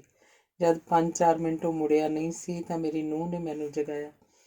ਚਰਨ ਨੇ ਹੋਈ ਬੀਤੀ ਬਿਆਨ ਕੀਤੀ, ਜੋ ਪਹਿਲਾਂ ਵੀ ਦੱਸ ਚੁੱਕਿਆ ਸੀ। ਉਹ ਜਾਣਦਾ ਸੀ ਕਿ ਇਹ ਸਵਾਲ ਬਾਰ-ਬਾਰ ਦੁਹਰਾਏ ਜਾਣਗੇ। ਸੱਥਰ ਤੇ ਵੀ ਇਹੋ ਗੱਲਾਂ ਹੋਣਗੀਆਂ। ਦਲੀਪ ਤੇ ਉਹਦੇ ਦੋਵੇਂ ਮੁੰਡੇ ਉਹਦੀ ਧਿਰ ਬਣ ਆ ਖੜੇ ਸਨ। 2-4 ਘਰਾਂ ਨੂੰ ਛੱਡ ਸਾਰਾ ਪਿੰਡ ਹੀ ਚਰਨ ਦੇ ਨਾਲ ਸੀ। ਸਵੇਰ ਦੀ ਪੋਸਟਮਾਰਟਮ ਲਈ ਗਈ ਲਾਸ਼ ਸ਼ਾਮ ਨੂੰ ਜਾ ਕੇ ਕਿਤੇ ਆਈ ਸੀ। ਦਿਨ ਛਿਪਦੇ ਨੂੰ ਰਾਣਾ ਸੁਆਹ ਦੀ ਢੇਰੀ 'ਚ ਤਬਦੀਲ ਹੋ ਚੁੱਕਿਆ ਸੀ। ਕਿਸੇ ਵੀ ਜਥੇਬੰਦੀ ਨੇ ਰਾਣੇ ਦੇ ਕਤਲ ਦੀ ਜ਼ਿੰਮੇਵਾਰੀ ਨਹੀਂ ਓਟੀ ਸੀ, ਪਰ ਚਰਨ ਵਾਸਤੇ ਇਹਨਾਂ ਗੱਲਾਂ ਦੇ ਕੋਈ ਅਰਥ ਨਹੀਂ ਸਨ। ਰਾਣੇ ਨੇ ਤਾਂ ਵਾਪਸ ਆ ਨਹੀਂ ਜਾਣਾ ਸੀ, ਪਰ ਇਹ ਕਿਹਦਾ ਕਾਰਾ ਸੀ? ਕਿਸੇ ਤੋਂ ਭੁੱਲ ਨਹੀਂ ਸੀ। ਲੋਕ ਡਰ ਕੇ ਗੱਲਾਂ ਕਰਦੇ ਸਨ। ਚਰਨ ਇਹ ਵੀ ਸੋਚਦਾ ਸੀ ਕਿ ਹੱਲ ਕੀ ਹੋਵੇ ਜਿਸ ਨਾਲ ਇਹ ਕਤਲੋ ਗਾਰਤ ਰੁਕ ਜਾਏ। ਉਹਦਾ ਪੁੱਤ ਤਾਂ ਮਰ ਗਿਆ, ਹੋਰਾਂ ਦੇ ਪੁੱਤ ਨਾ ਮਰਨ। ਤੈਨੂੰ ਚਰਨ ਸਿੰਘ ਸੁਰੱਖਿਆ ਦੇਣ ਲੱਗਿਆ। ਅਸਲ 'ਚ ਕਤਲ ਤਾਂ ਤੇਰਾ ਹੀ ਕਰਨ ਆਏ ਸਨ। ਉਹ ਫੇਰ ਵੀ ਆ ਸਕਦੇ ਆ। ਉਹਨਾਂ ਦਾ ਮਤਲਬ ਹੀ ਦਹਿਸ਼ਤ ਪਾਉਣਾ, ਪੁਲਿਸ ਅਫਸਰ ਨੇ ਆਖਿਆ ਸੀ ਤਾਂ ਚਰਨ ਨੇ ਸਿਰ ਫੇਰ ਦਿੱਤਾ ਸੀ। ਨਹੀਂ ਜਨਾਬ, ਮੈਨੂੰ ਕਿਸੇ ਸੁਰੱਖਿਆ ਦੀ ਲੋੜ ਨਹੀਂ। ਜਦ ਮੇਰੇ ਘਰੇ ਹੁੰਦਿਆਂ ਮੇਰਾ ਪੁੱਤ ਮਾਰਿਆ ਗਿਆ, ਮੈਨੂੰ ਕੋਈ ਖਬਰ ਨਹੀਂ ਹੋਈ। ਮੈਂ ਕਿਸੇ ਸੁਰੱਖਿਆ ਕਰਮੀ ਤੋਂ ਕੀ ਆਸ ਰੱਖ ਸਕਦਾ? ਜੋ ਹੋਊ ਦੇਖੀ ਜਾਊ। ਮੈਨੂੰ ਸਰਕਾਰੀ ਗਨਮੈਨ ਦੀ ਲੋੜ ਨਹੀਂ, ਚਰਨ ਨੇ ਠੋਕ ਕੇ ਜਵਾਬ ਦੇ ਦਿੱਤਾ ਸੀ। ਭੋਗ ਤੋਂ ਕੁਝ ਦਿਨ ਮਗਰੋਂ ਹੀ ਚਰਨ ਨੇ ਕਾਫੀ ਸੋਚਣ ਤੋਂ ਬਾਅਦ ਆਪਣੇ ਕੁੜਮ ਮਿਲਖਾ ਸਿੰਘ ਨਾਲ ਗੱਲ ਛੇੜੀ ਸੀ। ਗੇਜੋ ਦੀ ਮਾਂ ਗੇਜੋ ਦੇ ਵਿਆਹ ਤੋਂ ਕੁਝ ਦਿਨ ਮਗਰੋਂ ਹੀ ਹਾਰਟ ਅਟੈਕ ਨਾਲ ਚੱਲ ਵਸੀ ਸੀ। ਭਰਾ ਨਿਆਣਾ ਸੀ। ਸਾਰੀਆਂ ਜ਼ਿੰਮੇਵਾਰੀਆਂ ਮਿਲਖਾ ਸਿੰਘ ਦੇ ਸਿਰ 'ਤੇ ਹੀ ਸਨ। ਮਿਲਖਾ ਸਿੰਘ ਜੀ, ਇੱਕ ਬੇਨਤੀ ਹੈ ਮੇਰੀ। ਚਰਨ ਨੇ ਬੜੀ ਨਿਮਰਤਾ ਨਾਲ ਗੱਲ ਛੇੜੀ ਸੀ। ਹੁਕਮ ਕਰੋ ਬਾਈ ਜੀ। ਬੇਨਤੀ ਵਾਲੀ ਕਿਹੜੀ ਗੱਲ ਆ? ਕੋਈ ਉੱਪਰੀ ਗੱਲ ਥੋੜ੍ਹੋ ਆਪਣੀ। ਮਿਲਖਾ ਸਿੰਘ ਨੇ ਆਪਣੀ ਆਦਤ ਮੁਤਾਬਕ ਦਾੜੀ ਚੁੰਗਲਾਂ ਫੇਰੀਆਂ ਸਨ। ਮੈਂ ਕਈ ਦਿਨਾਂ ਤੋਂ ਇਸ ਉਧੇੜ ਬੁਣ 'ਚ ਆਂ ਕਿ ਗੇਜ ਬੇਟੀ ਦਾ ਹੁਣ ਕੀ ਬਣੂ? ਭਰੀ ਉਮਰ ਪਈ ਆ ਜੇ। ਆਪਾਂ ਨੂੰ ਹੀ ਰਲ ਮਿਲ ਕੇ ਇਹਦੇ ਵਸੇਬੇ ਬਾਰੇ ਸੋਚਣਾ ਪਊ। ਚਰਨ ਬੋਲਿਆ। ਮੈਂ ਵੀ ਬਾਈ ਇਸ ਗੱਲ ਨੂੰ ਲੈ ਕੇ ਬਹੁਤ ਚਿੰਤਾ 'ਚ ਆਂ। ਜੇ ਸੱਚ ਪੁੱਛਦਾ ਹੈ ਤਾਂ ਪਰ ਸਿਰਾ ਹੱਥ ਨਹੀਂ ਆਉਂਦਾ। ਆਖਰ ਫੈਸਲਾ ਤਾਂ ਗੇਜੂ ਨੂੰ ਹੀ ਲੈਣਾ ਪਊ, ਮਿਲਖੇ ਨੇ ਆਖਿਆ। ਬੱਚਿਆਂ ਦੇ ਕੀਤੇ ਫੈਸਲੇ ਕਈ ਵਾਰ ਭਾਵੁਕਤਾ 'ਚ ਕੀਤੇ ਫੈਸਲੇ ਹੋਰ ਨਿਬੜਦੇ ਆ ਮਿਲਖਾ ਸਿਆਂ। ਮੈਂ ਜਸਬੀਰ ਨੂੰ ਆਖੂੰ ਉਹ ਛੇੜੂ ਗੱਲ। ਜਿਹੋ ਜਿਹਾ ਵੇਲਾ ਹੋਇਆ ਮੈਂ ਤੈਨੂੰ ਸੁਨੇਹਾ ਕਲਾ ਦੂੰ। ਜੇ ਤੂੰ ਪੁੱਛ ਵੇਖੇ ਤਾਂ ਉਦੋਂ ਬਿਹਤਰ ਆ। ਆਖਦਿਆਂ ਚਰਨ ਦੀਆਂ ਅੱਖਾਂ ਸਿਮ ਆਈਆਂ। ਮੈਂ ਤਾਂ ਤੁਹਾਡੇ ਆਖਣ ਤੋਂ ਪਹਿਲਾਂ ਹੀ ਗੱਲ ਛੇੜ ਵੇਖੀ ਆ ਬਾਈ ਜੀ। ਕਿ ਜੋ ਮੰਨਣ ਨੂੰ ਤਿਆਰ ਨਹੀਂ। ਮੈਨੂੰ ਕੋਰਾ ਜਵਾਬ ਦੇ ਦਿੱਤਾ ਉਹਨੇ। ਮਿਲਖਾ ਸਿੰਘ ਨੇ ਦੱਸਿਆ। ਉਹ ਕਿੰਨਾ ਚਿਰ ਇਸ ਮਸਲੇ 'ਤੇ ਵਿਚਾਰਾਂ ਕਰਦੇ ਰਹੇ। ਇੱਕ ਦਿਨ ਮੌਕਾ ਵੇਖ ਚਰਨ ਨੇ ਜਸਬੀਰ ਨਾਲ ਗੱਲ ਛੇੜੀ। ਬੋਲਦੀ ਨਹੀਂ ਜਸਬੀਰ, ਤੂੰ ਮੇਰੀ ਗੱਲ ਧਿਆਨ ਨਾਲ ਸੁਣੀ। ਤੁਸੀਂ ਹਰ ਗੱਲ ਦੀ ਭੂਮਿਕਾ ਬੰਨ੍ਹਣ ਲੱਗ ਪੈਂਦੇ ਹੋ। ਤੁਸੀਂ ਪਹਿਲਾਂ ਇਹ ਦੱਸੋ, ਮੈਂ ਤੁਹਾਡੀ ਗੱਲ ਕਦੇ ਬੇਧਿਆਨ ਵੀ ਸੁਣੀ? ਅੱਜ ਤੱਕ ਕੀਤੀ ਕੋਈ ਅਣਗੌਲੀ ਗੱਲ? ਜਸਵੀਰ ਬੋਲੀ ਸੀ। ਤਾਂ ਹੀ ਤਾਂ ਕਹਿਣਾ, ਅੱਜ ਤੱਕ ਮੇਰੇ ਹਰ ਫੈਸਲੇ 'ਤੇ ਮੋਹਰ ਲਾਉਂਦੀ ਆਈ ਹੈ। ਮੈਂ ਕਹਿਣਾ, ਆਪਾਂ ਕਿੰਨਾ ਕੁ ਚਿਰ ਗੇਜੋ ਨੂੰ ਗੱਲ ਨਾਲ ਲਾਈ ਰੱਖਾਂਗੇ? ਉਮਰ ਬਹੁਤ ਵੱਡੀ ਹੁੰਦੀ ਹੈ। ਮੈਂ ਕਿਵੇਂ ਕਿਵੇਂ ਨਿਕਲੀ? ਮੈਂ ਸਮਝੀ ਨਹੀਂ ਤੁਹਾਡੀ ਗੱਲ। ਵੱਲ ਜੇ ਪਾ ਕੇ ਦੱਸਣ ਨਾਲੋਂ ਗੱਲ ਸਾਫ਼ ਕਿਉਂ ਨਹੀਂ ਕਰਦੇ? ਜਸਵੀਰ ਨੇ ਆਖਿਆ। ਉਹ ਨਿਆਣੀ ਨਹੀਂ ਸੀ। ਕੁਝ ਨਾ ਕੁਝ ਗੱਲ ਤਾਂ ਉਹਦੇ ਪੱਲੇ ਪੈ ਹੀ ਰਹੀ ਸੀ। ਗੇਜੋ ਨੂੰ ਐਂ ਸਾਰੀ ਉਮਰ ਗੱਲ ਨਾਲ ਲਾਈ ਰੱਖਣਾ ਆਪਣਾ ਸਵਾਰਥ ਹੋਏਗਾ। ਆਪਾਂ ਨੂੰ ਕੋਈ ਘਰ ਵੇਖਣਾ ਹੀ ਪਊ ਉਹਦੇ ਲਈ। ਐਂ ਪਹਾੜ ਜਿੱਡੀ ਉਮਰ ਕਿਵੇਂ ਨਿਕਲੀ? ਚਰਨ ਨੇ ਗੱਲ ਨਿਖਾਰਤੀ। ਜਸਵੀਰ ਨੂੰ ਸੁਣ ਕੇ ਐਂ ਲੱਗਾ ਜਿਵੇਂ ਕਿਸੇ ਨੇ ਉਹਦਾ ਦਿਲ ਮੁੱਠੀ 'ਚ ਫੜ ਕੇ ਪਚੀੜ ਦਿੱਤਾ ਹੋਵੇ। ਉਹਦਾ ਚਿਹਰਾ ਪੀਲਾ ਪੈ ਗਿਆ। ਕੀ ਆਖਿਆ? ਆਖਣਾ ਕੀ ਆ? ਤੂੰ ਕਿਹੜਾ ਨਿਆਣੀ ਆ? ਆਪਾਂ ਕਿਸੇ ਹਿਸਾਬ ਗੇਜੋ ਨੂੰ ਵਿਆਹ ਲਈ ਮਨਾਈਏ ਅਤੇ ਕੋਈ ਮੁੰਡਾ ਵੇਖ ਤੋਰ ਦਈਏ, ਇਹੋ ਹੱਲ ਆ। ਚਰਨ ਨੇ ਆਖਿਆ ਤਾਂ ਜਸਵੀਰ ਤੋਂ ਛੇਤੀ ਕੀਤੇ ਕੋਈ ਉੱਤਰ ਨਾ ਦੇ ਹੋਇਆ। ਉਹਨੇ ਇਸ ਵਿਸ਼ੇ 'ਤੇ ਬਹੁਤ ਕਿਤਾਬਾਂ ਪੜ੍ਹ ਰੱਖੀਆਂ ਸਨ, ਸੁਲਝੀ ਹੋਈ ਸੀ, ਸਧਾਰਨ ਔਰਤਾਂ ਨਾਲੋਂ ਬਹੁਤ ਅੱਗੇ, ਲੋਕਾਂ ਨੂੰ ਮੱਤਾਂ ਦੇਣ ਵਾਲੀ। ਪਰ ਜਦ ਹੁਣ ਆਪਣੇ 'ਤੇ ਬਣ ਆਈ ਸੀ ਤਾਂ ਸਾਰੇ ਸਿਧਾਂਤ ਧਰੇ ਧਰਾਏ ਰਹਿ ਗਏ ਸਨ। ਛੇਤੀ ਕੀਤੇ ਕੋਈ ਉੱਤਰ ਨਹੀਂ ਦੇ ਹੋਇਆ ਸੀ। ਬੋਲੀ ਨਹੀਂ ਤੂੰ? ਚਰਨ ਨਿਆਣਾ ਨਹੀਂ ਸੀ, ਉਹਦੇ ਦਿਲ ਦੀ ਹਾਲਤ ਜਾਣਦਾ ਸੀ। ਜੋ ਤੁਸੀਂ ਸੋਚਿਆ ਸੋਚ ਸਮਝ ਹੀ ਸੋਚਿਆ ਹੋ। ਕਰ ਵੇਖਿਆ ਗੇਜੋ ਨਾਲ ਗੱਲ, ਪਰ ਮੈਨੂੰ ਨਹੀਂ ਦਿੰਦੀ ਉਹ ਆਖੇ ਲੱਗੂ, ਜਸਵੀਰ ਨੇ ਆਖਿਆ ਸੀ। ਚਰਨ ਦੀ ਆਖੀ ਨਾਲ ਸਹਿਮਤ ਹੋਣਾ ਹੀ ਪਿਆ ਸੀ। ਜਦ ਗੇਜੋ ਨਾਲ ਗੱਲ ਤੋਰੀ ਤਾਂ ਉਹ ਫੁੱਟ ਫੁੱਟ ਰੋ ਪਈ ਸੀ। ਮੈਂ ਨਹੀਂ ਇਹ ਕਦਮ ਚੱਕਣਾ ਬਾਪੂ ਜੀ। ਜੇ ਮੇਰੇ ਤੋਂ ਜ਼ਿਆਦਾ ਦਬਾਅ ਪਾਓਗੇ ਤਾਂ ਮੈਂ ਆਪਣੇ ਆਪ ਨੂੰ ਖ਼ਤਮ ਕਰ ਲਵਾਂ। ਨਹੀਂ ਧੀਏ ਨਹੀਂ, ਅਸੀਂ ਬਹੁਤ ਕੁਝ ਸੋਚ ਕੇ ਫੈਸਲਾ ਕੀਤਾ ਹੈ। ਨਾਲੇ ਫਿਰ ਕਿਹੜਾ ਤੂੰ ਸਾਡੇ ਨਾਲੋਂ ਟੁੱਟ ਜਾਏਂਗੀ ਬੱਚੀਏ? ਧੀਆਂ ਮਾਪੀ ਕਿਹੜਾ ਆਉਂਦੀਆਂ ਨੇ? ਆਪਣਾ ਰਿਸ਼ਤਾ ਨਹੀਂ ਟੁੱਟਣ ਲੱਗਾ ਹੈ। ਵਿੱਕੀ ਨੂੰ ਅਸੀਂ ਪਾਲ ਲਵਾਂਗੇ। ਤੇਰੀ ਇੱਥੇ ਰਹਿ ਕੇ ਸਾਰੀ ਉਮਰ ਕਿਵੇਂ ਨਿਕਲੂ? ਚਰਨ ਨੇ ਆਖਿਆ। ਜਸਵੀਰ ਨੇ ਫਿਰ ਗੱਲ ਆਪਣੇ ਹੱਥ ਲੈ ਲਈ। ਅਸੀਂ ਖਬਰੇ ਕਿਵੇਂ ਕਾਲਜੇ 'ਤੇ ਪੱਥਰ ਰੱਖ ਕੇ ਫੈਸਲਾ ਕੀਤਾ। ਤੈਨੂੰ ਸਾਡੇ ਆਖੇ ਲੱਗਣਾ ਹੀ ਪਊ ਧੀਏ। ਐਂ ਉਮਰਾਂ ਨਹੀਂ ਨਿਕਲਿਆ ਕਰਦੀਆਂ। ਭਾਵੇਂ ਇੱਕ ਵਾਰ ਅਖਵਾ ਲਓ ਮਾਂ ਜੀ, ਭਾਵੇਂ 100 ਵਾਰੀ। ਇਸ ਵਿਸ਼ੇ 'ਤੇ ਮੈਂ ਤੁਹਾਡੇ ਨਾਲ ਕੋਈ ਗੱਲ ਨਹੀਂ ਕਰਨਾ ਚਾਹੁੰਦੀ। ਮੈਂ ਤੁਹਾਡੇ ਤੋਂ ਇੱਕ ਪਲ ਵੀ ਪਾਸੇ ਹੋਣ ਲਈ ਨਹੀਂ ਸੋਚ ਸਕਦੀ। ਜੋ ਮੇਰੇ ਲਈ ਕੁਦਰਤ ਨੇ ਫੈਸਲਾ ਕੀਤਾ ਮਨਜ਼ੂਰ ਆ ਮੈਨੂੰ। ਆਖ ਗੇਜੋ ਨੇ ਆਪਣੇ ਵੱਲੋਂ ਗੱਲ ਖਤਮ ਕਰਤੀ। ਚਰਨ ਤੇ ਜਸਵੀਰ ਕੌਰ ਉਹਦੇ ਫੈਸਲੇ ਅੱਗੇ ਆਪਣੇ ਆਪ ਨੂੰ ਝੁਕਾਉਣ ਬਿਨ ਕੋਈ ਚਾਰਾ ਵੀ ਨਹੀਂ ਸੀ। ਗੇਜੋ ਦੀ ਸੁਰਤ ਪਲਟੀ ਤਾਂ ਪੈ ਪਾਟ ਚੁੱਕੀ ਸੀ। ਉਹ ਵਾਹਿਗੁਰੂ ਵਾਹਿਗੁਰੂ ਕਰਦੀ ਮੰਜੇ ਤੋਂ ਉੱਠੀ, ਰਸੋਈ ਵੱਲ ਆਈ। ਜਸਵੀਰ ਚਾਹ ਧਰ ਚੁੱਕੀ ਸੀ। ਅੰਗ 7ਵਾਂ। ਚਰਨ ਦੇ ਭੋਗ ਤੋਂ ਇੱਕ ਦਿਨ ਪਹਿਲਾਂ ਹੀ ਵਿੱਕੀ ਘਰੋਂ ਗਾਇਬ ਹੋ ਗਿਆ। ਮੋਟਰਸਾਈਕਲ ਸਟਾਰਟ ਕਰਦੇ ਨੂੰ ਹੀ ਗੇਜੋ ਨੇ ਆਖਿਆ ਸੀ, ਕਾਕਾ ਅੱਜ ਤਾਂ ਬਹੁਤ ਕੰਮ ਕਰਨ ਵਾਲੇ ਆ, ਕੱਲ ਭੋਗ ਤੱਕ ਸਿਰ ਖੁਰਕਣ ਦੀ ਵੇਲ ਨਹੀਂ ਹੋਣੀ। ਤੂੰ ਕਿੱਧਰ ਦੁੰਬ ਚੁੱਕ ਲਿਆ? ਮਾੜ ਮੋਟ ਸ਼ਰਮ ਹੈ ਕਿ ਨਹੀਂ ਤੈਨੂੰ? ਚਾਚੇ ਦਲੀਪ ਨੇ ਦੋਵੇਂ ਮੁੰਡੇ ਇੱਧਰ ਆ ਮੂੰਹ ਨੇਰੇ ਦੇ। ਹੋਰ ਵੀ ਕਈ ਜਣੇ ਆ, ਸਬਜ਼ੀਆਂ ਭਾਜੀਆਂ ਅੱਜ ਹੀ ਲਿਆਉਣੀਆਂ ਪੈਣੀਆਂ ਮੰਡੀ 'ਚੋਂ। ਵਿੱਕੀ ਨਹੀਂ ਬੋਲਿਆ ਸੀ। ਉਹ ਤਾਂ ਬੁੰਦਲਿਆ ਜਿਹਾ ਪਿਆ ਸੀ। ਅੱਜ ਨਹਾਤਾ ਵੀ ਨਹੀਂ ਸੀ। ਸਿਰ ਦੇ ਵਾਲ ਝਾਏ ਦੀ ਝਾਂਡਾਂ ਖਿਲ ਰਹੇ ਸਨ। ਵਿੱਕੀ ਦੇ ਕੋਲ ਜੋ ਨਸ਼ਾ ਪੱਤਾ ਸੀ ਕੱਲ੍ਹ ਦਾ ਹੀ ਖਤਮ ਸੀ। ਉਹਨੇ ਬੱਲੀ ਤੇ ਧੀਰੀ ਨੂੰ ਫੋਨ ਲਾਉਣ ਦੀ ਬਹੁਤ ਕੋਸ਼ਿਸ਼ ਕੀਤੀ ਸੀ, ਪਰ ਦੋਹਾਂ 'ਚੋਂ ਕਿਸੇ ਦਾ ਵੀ ਨੰਬਰ ਨਹੀਂ ਲੱਗਾ ਸੀ। ਚਿੱਟੇ ਬਿਨ ਉਹਦੀ ਜਾਨ 'ਤੇ ਆ ਬਣੀਆਂ ਸਨ। ਹੁਣ ਉਹਨੂੰ ਦਾਦੇ ਦੇ ਭੋਗ ਨਾਲ ਜਾਂ ਗੇਜੋ ਤੇ ਜਸਵੀਰ ਨਾਲ ਕੋਈ ਸਰੋਕਾਰ ਨਹੀਂ ਰਿਹਾ ਸੀ। ਹੁਣ ਤੱਕ ਖੋਹ ਵਾਲੇ ਰੁਪਇਆਂ 'ਚੋਂ ਲਏ ਚਿੱਟੇ ਨਾਲ ਡੰਗ ਸਰੀ ਗਿਆ ਸੀ। ਜੇਬ 'ਚ ਭਾਵੇਂ 2000 ਰੁਪਈਆ ਤਾਂ ਸੀ, ਪਰ ਨੋਟ ਤਾਂ ਖਾਧੇ ਨਹੀਂ ਜਾ ਸਕਦੇ ਸਨ। ਜੇ ਕਿਤੋਂ ਭੰਨ ਘੜ ਹੁੰਦਾ ਵੀ ਸੀ ਤਾਂ ਊਠ ਦੇ ਮੂੰਹ ਜੀਰੇ ਵਾਲੀ ਗੱਲ ਸੀ। 2000 ਦਾ ਕੀ ਆ ਜਾਣਾ ਸੀ? ਕਾਕਾ ਸੁਣਿਆ ਨਹੀਂ ਤੈਨੂੰ ਮੈਂ ਕੀ ਕਹਿੰਦੀ ਆ? ਗੇਜੋ ਨੇ ਲੇਲੜੀ ਜੀ ਕੱਢੀ ਸੀ, ਪਰ ਵਿੱਕੀ ਬਗੈਰ ਹਾਂ ਹੂੰ ਆਖਿਆ ਮੋਟਰਸਾਈਕਲ 'ਤੇ ਕਿੱਕ ਮਾਰ ਘਰੋਂ ਬਾਹਰ ਨਿਕਲ ਗਿਆ ਸੀ। ਚਰਨ ਦਾ ਭੋਗ ਪਿਆ। ਪਿੰਡ ਦੇ ਪਤਵੰਤਿਆਂ ਤੇ ਬਾਹਰੋਂ ਆਏ ਕੁਝ ਰਸੂਖ ਵਾਲੇ ਬੰਦਿਆਂ ਨੇ ਚਰਨ ਦੇ ਜੀਵਨ 'ਤੇ ਝਾਤ ਮਾਰਦਿਆਂ ਉਹਦੇ ਕੀਤੇ ਕੰਮਾਂ ਦਾ ਲੇਖਾ ਜੋਖਾ ਕੀਤਾ ਤਾਂ ਜਸਵੀਰ ਦਾ ਜ਼ਿਕਰ ਆਉਣਾ ਵੀ ਕੁਦਰਤੀ ਸੀ। ਜਸਵੀਰ ਚਰਨ ਦੇ ਨਾਲ ਮੋਢਾ ਜੋੜ ਚੱਲੀ ਸੀ। ਦੋਹਾਂ ਜੀਆਂ ਦੀ ਹੀ ਪਿੰਡ ਨੂੰ ਜੋ ਵੱਡੀ ਦੇਣ ਸੀ ਉਹ ਸੀ ਅੱਖਰ ਗਿਆਨ ਦੇਣ ਦੀ। ਚਰਨ ਨੇ ਰਾਤਾਂ ਝਾਕ ਪਿੰਡ ਦੇ ਅਨਪੜ੍ਹ ਲੋਕਾਂ ਨੂੰ ਪੜ੍ਹਾਇਆ ਸੀ ਤਾਂ ਜਸਵੀਰ ਵੀ ਪਿੱਛੇ ਨਹੀਂ ਹਟੀ ਸੀ। ਉਹਨੇ ਜਿੱਥੇ ਪਿੰਡ ਦੀਆਂ ਨੂੰਹਾਂ ਧੀਆਂ ਨੂੰ ਪੜ੍ਹਨ ਲਿਖਣ ਦੇ ਕਾਬਲ ਬਣਾਇਆ ਸੀ, ਉੱਥੇ ਸਿਲਾਈ ਕਢਾਈ 'ਚ ਵੀ ਨਿਪੁੰਨ ਕੀਤੀਆਂ ਸਨ। ਪਿੰਡ ਦਾ ਕੋਈ ਵੀ ਸਾਂਝਾ ਕੰਮ ਰਿਹਾ ਸੀ ਤਾਂ ਚਰਨ ਨੇ ਪਹਿਲਾਂ ਬੇਂਡੀ ਪਾਈ ਸੀ। ਪਿੰਡ ਵਿੱਚ ਜੇ ਕੋਈ ਧੜਾ ਬਣਦਾ ਦਿਸਦਾ ਸੀ ਤਾਂ ਚਰਨ ਸਾਰੀਆਂ ਧਿਰਾਂ ਨੂੰ ਇੱਕ ਧਾਗੇ 'ਚ ਪਰੋਣ ਦੀ ਕੋਸ਼ਿਸ਼ ਕਰਦਾ ਸੀ। ਚਰਨ ਨੇ ਸੰਤਾਪ ਵੀ ਬਹੁਤ ਹੰਢਾਏ ਸਨ। ਉਹਦੇ ਜਵਾਨੀ ਦੇ ਦਿਨ ਸੂਲਾਂ ਦੀ ਨੋਕ 'ਤੇ ਤੁਰਦਿਆਂ ਹੀ ਲੰਘੇ ਸਨ। ਇਹ ਗੱਲਾਂ ਸਭ ਭੋਗਦੇ ਹੋਈਆਂ ਸਨ ਤਾਂ ਇਸ ਗੱਲ ਦਾ ਲੁਕੋ ਵੀ ਨਹੀਂ ਰੱਖਿਆ ਗਿਆ ਸੀ ਕਿ ਇਸ ਘਰ ਦਾ ਚਿਰਾਗ ਚਰਨ ਦਾ ਪੋਤਰਾ ਉਸ ਰਾਹ 'ਤੇ ਤੁਰ ਪਿਆ ਸੀ ਜਿਹਦਾ ਰੁੱਖ ਕਿਸੇ ਹਨੇਰੀ ਖੱਡ ਵੱਲ ਜਾਂਦਾ ਸੀ। ਭੋਗ ਤੋਂ ਬਾਅਦ ਜਦ ਸਾਰਾ ਆਇਆ ਗਿਆ ਤੁਰ ਗਿਆ ਸੀ ਤਾਂ ਦਲੀਪ ਘਰੋਂ ਪਿੰਡੇ 'ਤੇ ਪਾਣੀ ਪਾ ਫਿਰ ਸੱਥ 'ਚ ਆ ਬੈਠਾ ਸੀ। ਅੱਜ ਜਿਵੇਂ ਕਿਸੇ ਕੋਲੋਂ ਹੋਰ ਕੋਈ ਗੱਲ ਹੋਈ ਨਹੀਂ ਸੀ। ਇੱਕ ਜਣੇ ਨੇ ਦਲੀਪ ਦਾ ਰੁੱਖ ਫਿਰ ਚਰਨ ਕੇ ਘਰ ਵੱਲ ਮੋੜਿਆ। ਚਾਚਾ, ਆਪਣੀਆਂ ਗੱਲਾਂ ਉਦੋਂ ਚਰਨ ਦੇ ਸੱਥਰ 'ਤੇ ਬੈਠਿਆਂ ਵਿੱਚ ਹੀ ਰਹਿ ਗਈਆਂ ਸੀ।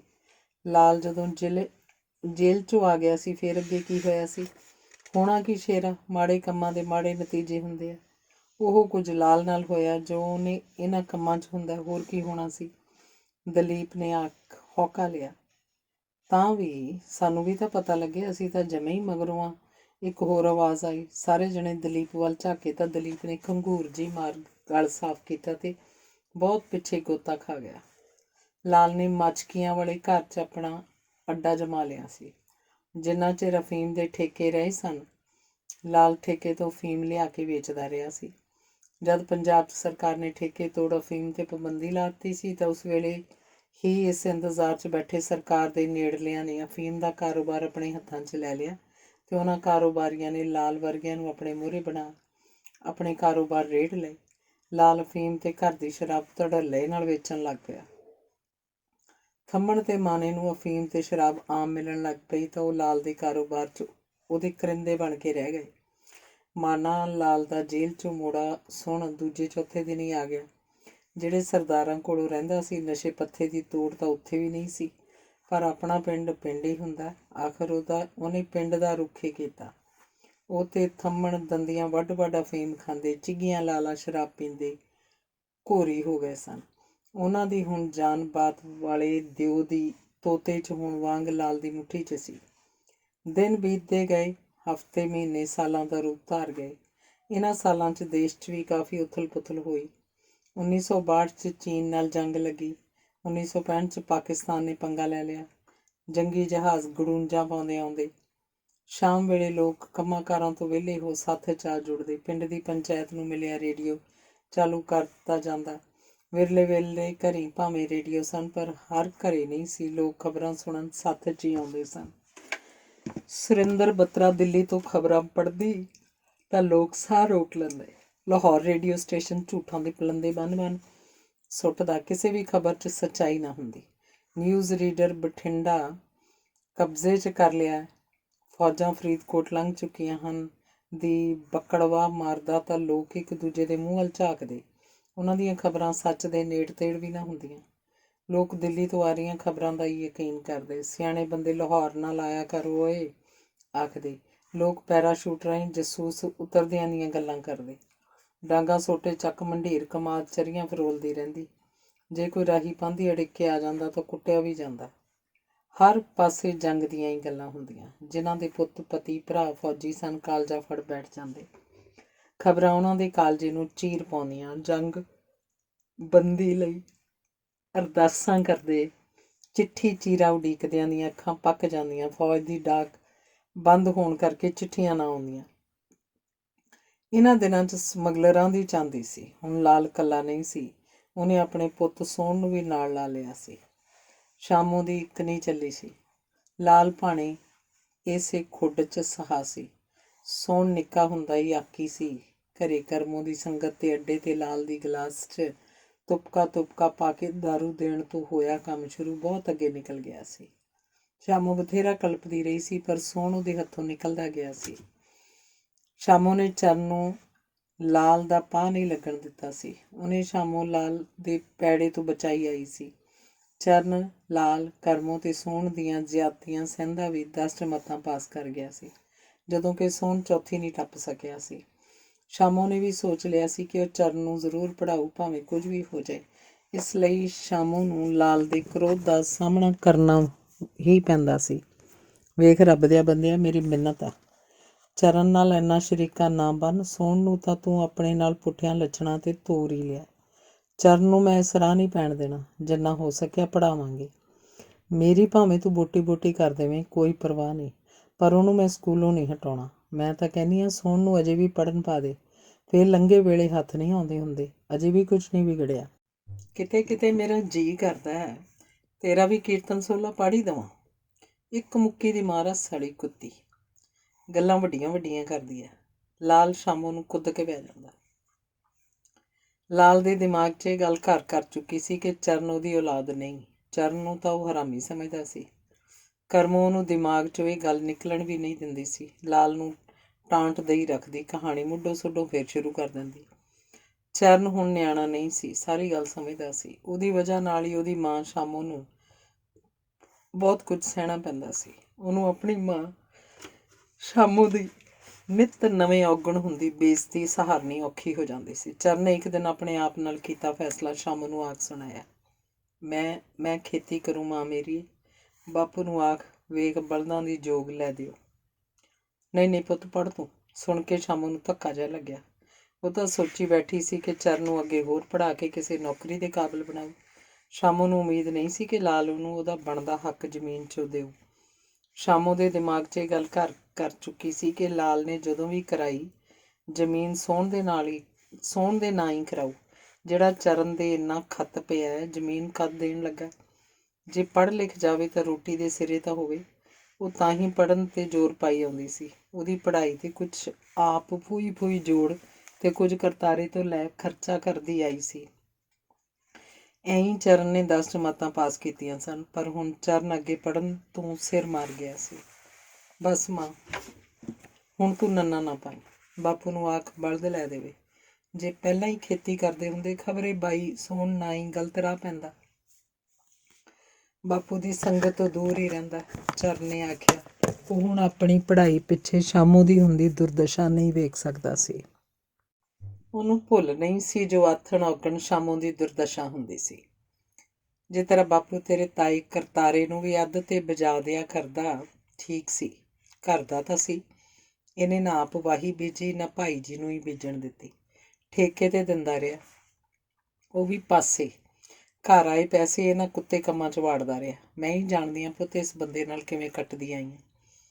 ਹੁਣ ਰਹਿੰਦਾ ਖੂੰਦਾ ਸੋਹਣ ਵੀ ਉਸੇ ਲਈ ਤੇ ਤੁਰ ਪਿਆ। ਅਕਸਰ ਕਾਲਜਾ ਤਾਂ ਭੁੱਜਦਾ ਹੀ ਆ ਨਾ, ਉਹ ਵੀ ਢਿੱਡ ਦੀ ਆਮਦਰ ਆ, ਪਰ ਪੇਸ਼ ਕੋਈ ਨਹੀਂ ਜਾਂਦੀ। ਹੁਣ ਤਾਂ ਲੈ ਦੇ ਕੇ ਤੇਰੇ 'ਤੇ ਹੀ ਆਸ ਆ ਪੁੱਤ। ਤੂੰ ਪੜ੍ਹਨੋਂ ਹਟਣ ਨੂੰ ਫਿਰਦਾ ਸਿਉਣਿਆ। ਮੈਂ ਤਾਂ ਕਹਿੰਦੀ ਹਾਂ ਰੱਬ ਕੁਛ ਵੀ ਬਣਾ ਦੇ, ਪਰ ਜਨਾਨੀ ਦੀ ਜੂਨ 'ਚ ਨਾ ਪਾਵੇ। ਸ਼ਾਮ ਨੂੰ ਸਮਝ ਨਹੀਂ ਸੀ ਆ ਰਹੀ ਕਿ ਉਹ ਆਪਣੇ ਵੱਲੋਂ ਚਰਨ ਦੇ ਕੀਤੇ ਫੈਸਲੇ 'ਤੇ ਮੋਹਰ ਲਾਵੇ ਕਿ ਨਾ। ਮਾਂ ਮੇਰੀ, ਇਹ ਫੈਸਲਾ ਮੈਂ ਬਹੁਤ ਸੋਚ ਸਮਝ ਕੇ ਕੀਤਾ ਹੈ। ਪੜ੍ਹ ਲਿਖ ਕੇ ਕੀ ਹੋਊ। ਸਰਕਾਰਾਂ ਨੌਕਰੀਆਂ ਕਿਹੜਾ ਪੜ੍ਹਿਆ ਲਿਖਿਆ ਨੂੰ ਥਾਲੀ 'ਚ ਪਰੋਸ ਕੇ ਦੇਈ ਜਾਂਦੀਆਂ। ਨਾਲੇ ਜੇ 2-4 ਸਾਲ ਹੋਰ ਧੱਕੇ ਖਾ ਕੇ 1500 ਦੀ ਨੌਕਰੀ ਮਿਲ ਵੀ ਗਈ ਤਾਂ ਉਹਦੇ ਨਾਲ ਕੀ ਹੋ ਜਾਊ। ਤੂੰ ਗੱਲ ਤਾਂ ਤੋਰ ਬਾਪੂ ਨਾਲ। ਮੇਰੀ ਖੇਤੀ ਕਰਨ ਦੀ ਰੁਚੀ ਦਾ ਗਲ ਨਾ ਘੁੱਟ। ਨਾਲੇ ਤੇਰੇ ਨਾਲ ਹੁੰਦੀ ਨਿੱਤ ਦੀ ਟੈਂ ਵੀ ਬੰਦ ਹੋ, ਜੋ ਹੁਣ ਮੈਥੋਂ ਨਹੀਂ ਝੱਲੀ ਜਾਂਦੀ। ਚਰਨ ਨੇ ਸਾਰੇ ਪਾਸਿਆਂ ਤੋਂ ਜ਼ੋਰ ਪਾਇਆ ਤਾਂ ਸ਼ਾਮੋਂ ਮੰਨ ਗਈ। ਪਹਿਲਾਂ ਸੰਤੋ ਤੇ ਕਰਤਾਰੇ ਨਾਲ ਗੱਲ ਕਰ। ਸ਼ਾਮੋਂ ਨੇ ਲਾਲ ਨਾਲ ਗੱਲ ਛੇੜ ਹੀ ਲਈ। ਬੋਲਦਾ ਨਹੀਂ, ਠੇਕਿਆਂ ਹਿੱਸਿਆਂ 'ਤੇ ਜ਼ਮੀਨ ਕਿੰਨਾ ਕੁ ਚਿਰ ਦਿੰਦੇ ਰਹਾਂਗੇ। ਜੇ ਸੋਹਣ ਨੂੰ ਖੇਤੀ 'ਚ ਤੁੰਨਿਆ ਹੁੰਦਾ ਕੁੱਤਿਆਂ ਕੰਮਾਂ ਤੋਂ ਤਾਂ ਬਚਦਾ। ਵਿਹਲਾ ਮਨੁੱਖ ਸ਼ੈਤਾਨ ਦੀ ਟੂਟੀ ਹੁੰਦਾ। ਤੂੰ ਕਹਿਣਾ ਕੀ ਚਾਹੁੰਦੀ ਐ? ਸਿੱਧੀ ਹੋ ਕੇ ਆਖ, ਵਲ ਫੇਰ ਜੇ ਨਾ ਪਾ। ਲਾਲ ਬੋਲਿਆ। ਸ਼ਾਮੋਂ ਕੀ ਚਾਹੁੰਦੀ ਸੀ ਉਹਦੇ ਖਾਨੇ 'ਚ ਨਹੀਂ ਵੜੀ ਸੀ। ਸੋਹਣ ਦੇ ਵਿਗੜਨ ਵਾਲੀ ਗੱਲ ਉਹਦੇ ਦਿਲ ਵੀ ਨਹੀਂ ਲੱਗ ਰਹੀ ਸੀ। ਸੋਹਣ ਤਾਂ ਉਹਦੇ ਲਈ ਕਮਾਊ ਪੁੱਤ ਸੀ ਜੋ ਉਹਦੇ ਹਾਂ 'ਚ ਹਾਂ ਬਿਠਾਉਂਦਾ ਸੀ। ਮੈਂ ਕਹਿੰਦੀ ਹਾਂ ਜੇ ਚਰਨ ਨੂੰ ਬਲਦਾਂ ਦੀ ਜੋੜੀ ਲੈ ਦੇਈਏ ਤੇ ਸੰਦ ਸੱਪੇ ਬਣ ਜਾਣ, ਵਾਹੀ ਕਰੀ ਜਾਊ ਉਹ। ਸ਼ਾਮੋਂ ਨੇ ਆਖਿਆ। ਕੀ ਆਖਿਆ? ਫਿਰ ਤੂੰ ਆਖੀ। ਮੈਂ ਕਹਿੰਦੀ ਹਾਂ ਜੇ ਚਰਨ ਖੇਤੀ ਦਾ ਸੰਭਾਲ ਲਵੇ ਤਾਂ ਕੀ ਮਾੜਾ। ਜੱਟ ਤਾਂ ਖੇਤੀ ਨਾਲ ਹੀ ਹੁੰਦਾ ਹੈ ਕਿ ਨਹੀਂ ਹੁੰਦਾ। ਸ਼ਾਮੋਂ ਆਖਣ ਲੱਗੀ। ਸਾਰੀ ਲਿਫ ਰਹੀ ਸੀ। ਲਾਲ ਕਿੰਨਾ ਚਿਰ ਸੋਚੀ ਪਿਆ ਰਿਹਾ। ਉਹਨੂੰ ਇਹ ਸੌਦਾ ਕਿਸੇ ਪਾਸਿਓਂ ਵੀ ਘਾਟੇ ਬੰਦਾ ਨਹੀਂ ਲੱਗ ਰਿਹਾ ਸੀ। ਜੇ ਚਰਨਾ ਵਾਹੀ ਕਰਦਾ ਸੀ ਤਾਂ ਮੈਂ ਕਦੋਂ ਕਹਿਣਾ ਵਾਹੀ ਨਾ ਕਰੇ। ਜੇ ਉਹ ਚਾਹੁੰਦਾ ਤਾਂ ਬਲਦ ਤਾਂ ਭਾਵੇਂ ਅੱਜ ਲੈ ਲਵੇ। ਫਰੀਦਕੋਟ ਦੀ ਮੰਡੀ ਆਉਣ ਵਾਲੀ ਹੈ। ਸੰਦ ਇਕੱਠੇ ਕਰੇ। ਮੇਰੇ ਵੱਲੋਂ ਹਾਂ ਹੈ, ਪਰ ਇੱਕ ਸ਼ਰਤ ਆ।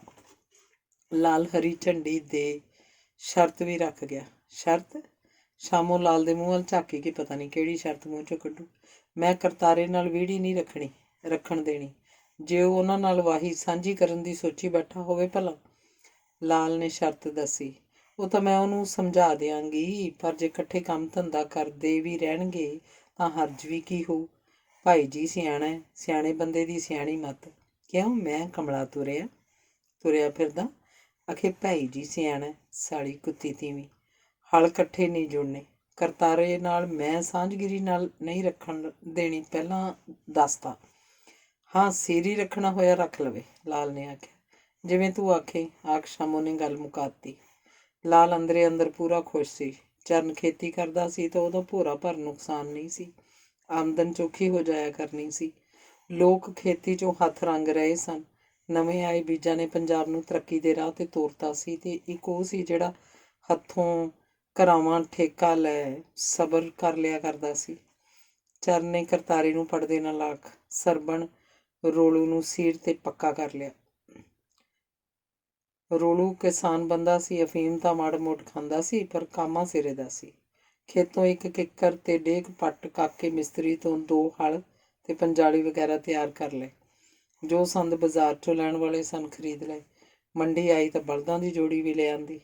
ਨਵੀਂ ਵਾਹੀ 'ਚ ਕੁਝ ਦਿੱਕਤਾਂ ਤਾਂ ਸਨ, ਪਰ ਆਸੇ ਪਾਸੇ ਵਾਲਿਆਂ ਦੀ ਮਦਦ ਨਾਲ ਸਭ ਦੂਰ ਹੁੰਦੀਆਂ ਗਈਆਂ। ਚਰਨ ਤੇ ਰੋਲੂ ਦੀ ਮਦਦ ਨਾਲ ਹਾੜੀ ਦੀ ਫਸਲ ਇੰਨੀ ਹੋਈ ਕਿ ਲੋਕ ਹੈਰਾਨ ਰਹਿ ਗਏ। ਸਾਰੇ ਪਿੰਡ ਤੋਂ ਝਾੜ ਜ਼ਿਆਦਾ ਕੱਢਿਆ। ਚਰਨ ਪੜ੍ਹਿਆ ਲਿਖਿਆ ਸੀ। ਖੇਤੀ ਸਿੱਖਿਆ ਲਈ ਛਪਦੇ ਮੈਗਜ਼ੀਨ ਖਰੀਦ ਢੇਰ ਲਾ ਲਿਆ। ਮੈਗਜ਼ੀਨ ਪੜ੍ਹਦਾ ਉਹ ਸਾਹਿਤਿਕ ਕਿਤਾਬਾਂ ਵੀ ਖਰੀਦਦਾ। ਪੜ੍ਹਨ ਦਾ ਸ਼ੌਕ ਭਾਵੇਂ ਪਹਿਲਾਂ ਵੀ ਸੀ, ਪਰ ਉਹਨੇ ਇਹਨਾਂ ਦਿਨਾਂ 'ਚ ਕਾਫੀ ਸਾਹਿਤ ਪੜ੍ਹਿਆ।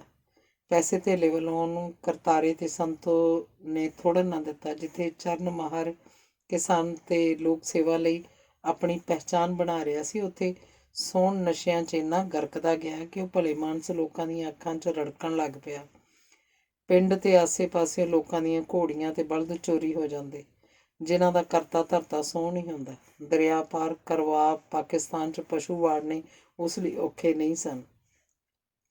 ਇਲਾਕੇ ਦੇ MLA ਨਾਲ ਵੀ ਲਾਲ ਦੀ ਸੱਤਰੀ ਪੈਂਦੀ ਸੀ। ਥਾਣੇ 'ਚ ਉਹਦਾ ਆਉਣ ਜਾਣ ਬਣਿਆ ਹੀ ਰਹਿੰਦਾ ਸੀ। ਲਾਲ ਆਪਣੀ ਕਰੜ ਬਰੜੀ ਦਾੜੀ ਕਾਲੀ ਕਰਕੇ ਰੱਖਦਾ, ਚਿੱਟੀ ਪੱਗ ਬੰਨ ਤੁਰਲਾ ਛੱਡਦਾ। ਉਹਦੀ ਆਸੇ ਪਾਸੇ ਦੇ ਪਿੰਡਾਂ 'ਚ ਦੂਰ ਤੱਕ ਅਮਲੀਆਂ 'ਚ ਚੜ੍ਹਤ ਸੀ। ਉਹਨੂੰ ਹੁਣ ਲੋਕ ਲਾਲ ਦੇ ਨਾਮ ਨਾਲ ਘੱਟ ਤੇ ਤੁਰਲੇ ਵਾਲੇ ਦੇ ਨਾਮ ਨਾਲ ਜ਼ਿਆਦਾ ਜਾਣਦੇ ਸਨ। ਅਫੀਮ ਤਾਂ ਹੁੰਦੀ ਆ ਬਈ ਤੁਰਲੇ ਵਾਲੇ ਦੀ ਕੰਡੇ ਕੱਢ। ਕੀ ਪੁੱਛਦਾ? ਪੈਸੇ ਤਾਂ ਲਾਉਂਦਾ ਠੋਕ ਕੇ, ਪਰ ਚੀਜ਼ ਨਹੀਂ ਮਾੜੀ ਦਿੰਦਾ। ਇਸ ਗੱਲੋਂ ਖਰਾ ਬੰਦਾ। ਹੋਰ ਵੀ ਪਾਸਿਓਂ ਨਸ਼ਾ ਲੈ ਕੇ ਵੇਖਿਆ, ਪੱਲੇ ਹੀ ਕੁਝ ਨਹੀਂ ਪਾਉਂਦੇ। ਇਹਦਾ ਤੋਲ ਵੀ ਪੂਰਾ ਹੁੰਦਾ, ਪਰ ਰੇਟ ਠੋਕ ਕੇ। ਪੈਸੇ 'ਚ ਕਿਸੇ ਨਾਲ ਕੋਈ ਲਿਹਾਜ਼ ਨਹੀਂ। ਸੱਚੀ ਗੱਲ ਆ, ਉਹ ਤੋਂ ਅਫੀਮ ਲਈ ਕੇਰਾਂ ਤਾਂ ਜੀਭ ਤੇ ਕੀੜੀਆਂ ਜਲਾਉਣ ਲਾ ਦਿੰਦੀਆਂ। ਬੰਦਾ ਉੱਡਿਆ ਕਿਹੜਾ ਫਿਰੇ ਨਾ।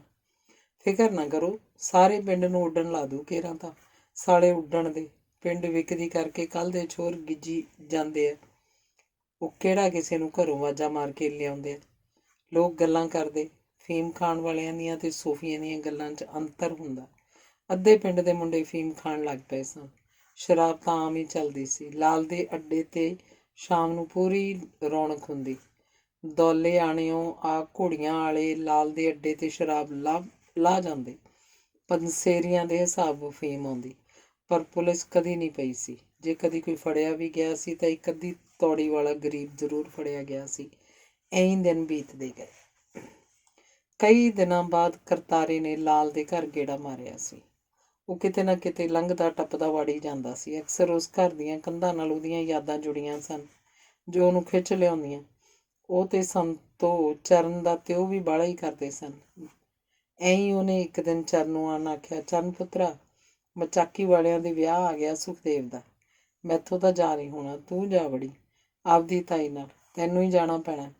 ਮਚਾਕੀ ਕਰਤਾਰਾ ਵਿਆਹਿਆ ਸੀ ਤੇ ਵਿਆਹ ਉਹਦੇ ਸਾਲੇ ਦੇ ਮੁੰਡੇ ਦਾ ਸੀ। ਵਿਆਹ ਹੈ ਕਦੋਂ ਦਾ? ਚਰਨ ਨੇ ਬਾਹਰ ਨੂੰ ਆ ਰਹੀ ਖੁਸ਼ੀ ਅੰਦਰ ਹੀ ਦੱਬ ਲਈ। 10 ਹਾੜ ਦਾ ਹੈ। ਦਿਨ ਕਿਹੜੇ ਰਹਿ ਗਏ? ਗਿਣਤੀ ਦੇ ਦਿਨਾਂ ਦਾ ਤਾਂ ਹੁੰਦਾ। ਤੂੰ ਮੇਰੇ ਤੇ ਆਪਦੀ ਤਾਈ ਨਾਲ ਕੱਲ੍ਹ ਨੂੰ ਸ਼ਹਿਰ ਚੱਲੀ, ਲੀੜਾ ਲੱਤਾ ਬਣਾ ਲਿਆਵਾਂਗੀ, ਕਰਤਾਰੇ ਨੇ ਆਖਿਆ। ਉਹ ਤਾਂ ਤੇਰੀ ਗੱਲ ਠੀਕ ਆ ਤਾਇਆ, ਪਰ ਵਿਆਹ ਉਹ ਕਿਹੜੇ ਮਹੀਨੇ 'ਚ ਬੰਨ੍ਹ ਕੇ ਬਹਿ ਗਏ? ਗਰਮੀ ਨਾਲ ਬੰਦਿਆਂ ਦਾ ਤੇਲ ਤਾਂ ਊਂ ਨਿਕਲੀ ਜਾਂਦਾ, ਚਰਨ ਨੇ ਆਖਿਆ। ਪਰ ਉਹ ਅੰਦਰੋਂ ਬਹੁਤ ਖੁਸ਼ ਸੀ। ਖੁਸ਼ੀ ਤਾਂ ਉਹਨੂੰ ਸਾਂਭਣੀ ਔਖੀ ਹੋਈ ਪਈ ਸੀ। ਭਾਈ ਅਗਲੇ ਨੇ ਆਪਦਾ ਵੇਖਣਾ ਹੁੰਦਾ, ਆਪਾਂ ਕੀ ਕਰ ਸਕਦੇ ਹਾਂ। ਇਹ ਤਾਂ ਹੈ, ਪਰ ਤਾਇਆ ਤੂੰ ਵੇਖੀ ਵਿਆਹ ਤੇਰੇ ਸਹੁਰੇ ਆ, ਮੈਂ ਕੀ ਕਰੂੰ ਹੈਂ। ਸਾਡੇ ਭਾਈ ਹੁਣ ਕਾਹਦੇ ਸਹੁਰੇ ਆ, ਬੁੜਿਆਂ ਬੰਦਿਆਂ ਦੇ। ਜਦੋਂ ਫੁੱਫੜ ਬਣ ਜਾਈਏ ਸਹੁਰੇ ਕਿੱਥੇ ਰਹਿ ਜਾਂਦੇ ਆ, ਰਲਾਵੇਂ ਕੱਟੇ ਵਰਗੇ ਹੋ ਜਾਈਦਾ। ਫਿਰ ਤਾਂ ਘਰ ਵੀ ਤਾਂ ਕਿਸੇ ਨੇ ਰਹਿਣਾ ਹੋਇਆ ਸ਼ੇਰਾ। ਨਾਲੇ ਤੈਨੂੰ ਭਾਈ ਉਹਨਾਂ ਤਾਕੀਦ ਵੀ ਬਾਹਲੀ ਕੀਤੀ ਆ। ਸ਼ਾਮ ਕਰੇ ਭਾਈ ਘੱਲ ਦੇਈਂ ਕੱਲ੍ਹ ਨੂੰ, ਤੂੰ ਸਾਡੇ ਨਾਲ ਸ਼ਹਿਰ ਲੀੜਾ ਲੱਤਾ ਬਣਾ ਲਿਆਵਾਂਗੇ। ਥੋੜਾ ਖਰਚ ਨਹੀਂ ਹੋਣ ਦਿੰਦਾ ਮੈਂ, ਬੇਫਿਕਰ ਰਹੋ। ਕਰਤਾਰਾ ਸ਼ਾਮੋ ਵੱਲ ਵੀ ਮੂੰਹ ਪੁਆ ਗਿਆ। ਕੋਈ ਨਾ ਭਾਈ ਜੀ, ਮੇਰੇ ਆਖਣ 'ਚ ਕੀ ਆ, ਜਦੋਂ ਤੁਸੀਂ ਆਖ ਹੀ ਚੱਲੇ। ਚਾਹ ਧਰੀ ਆ ਮੇਰੀ, ਘੁੱਟ ਪੀ ਕੇ ਜਾਇਓ। ਨਾਲੇ ਖਰਚ ਅੱਗੇ ਕਿਹੜਾ ਤੁਸੀਂ ਇਹਨੂੰ ਦਿੰਦੇ ਨਹੀਂ। ਦਿੰਦੇ ਹੀ ਆ। ਨਾ ਨਾ, ਬਸ ਕਾਸੇ ਦੀ ਲੋੜ ਨਹੀਂ। ਆਖ ਕਰਤਾਰਾ ਘਰੋਂ ਬਾਹਰ ਨਿਕਲ ਗਿਆ, ਪਰ ਚਰਨ ਨੂੰ ਅਣਮਿਣੀ ਬੇਹਿਸਾਬ ਖੁਸ਼ੀ ਦੇ ਗਿਆ। ਉਹ ਜਦ ਪਿਛਲੇ ਸਾਲ ਆਪਣੀ ਤਾਈ ਨਾਲ ਮਚਾਕੀ ਗਿਆ ਸੀ ਤਾਂ ਤਾਈ ਕੀ ਭਤੀਜੀ ਜਸਬੀਰ ਨੂੰ ਆਪਣਾ ਦਿਲ ਦੇ ਆਇਆ ਸੀ। ਜਾਂਦਾ ਉਹ ਪਹਿਲਾਂ ਵੀ ਰਿਹਾ ਸੀ, ਪਰ ਉਹ ਨਿੱਕਿਆਂ ਹੁੰਦਿਆਂ ਦੀਆਂ ਗੱਲਾਂ ਸਨ। ਫਿਰ ਜਸਬੀਰ ਆਪਣੇ ਨਾਨਕੀ ਪੜ੍ਹਨ ਜਾ ਲੱਗੀ ਸੀ ਤੇ ਪਿਛਲੇ ਸਾਲ ਹੀ ਉਹ 10 ਜਮਾਤਾਂ ਪਾਸ ਕਰ ਆਪਣੇ ਪਿੰਡ ਆਈ ਸੀ। ਉਹਨੂੰ ਵੇਖ ਉਹ ਹੈਰਾਨ ਰਹਿ ਗਿਆ ਸੀ। ਜਸਬੀਰ ਪਹਿਲਾਂ ਵਾਲੀ ਸੁਕੜੂ ਜਿਹੀ ਨਹੀਂ ਸੀ। ਉਹਦੀ ਜਵਾਨੀ ਗੁਲਾਬ ਦੇ ਫੁੱਲ ਵਾਂਗ ਨਿਖਰੀ ਨਿਖਰੀ ਤੇ ਸਰੀਰ ਭਰਿਆ ਭਰਿਆ ਸੀ। ਚਰਨ ਉਹਨਾਂ ਯਾਦਾਂ 'ਚ ਗੁਆਚਦਾ ਤੁਰਿਆ ਗਿਆ।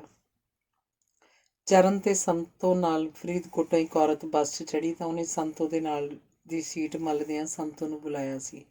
ਮੱਥਾ ਟੇਕਦੀਆਂ, ਭੂਆ ਜੀ ਹੋਰ ਖੈਰ ਸੌਖਾ? ਹਾਂ ਖੈਰ ਸੌਖਾ ਬਿਲਿਆ, ਪਰ ਮੈਂ ਤੈਨੂੰ ਸਿਆਣਿਆ ਨਹੀਂ ਧੀਏ। ਸੰਤੋ ਨੇ ਉਸ ਵੱਲ ਨੀਝ ਨਾਲ ਝਾਕਦਿਆਂ ਆਖਿਆ। ਪਛਾਣਨ ਦੀ ਕੋਸ਼ਿਸ਼ ਵੀ ਕੀਤੀ, ਪਰ ਸਿਆਣ 'ਚ ਨਹੀਂ ਆਈ।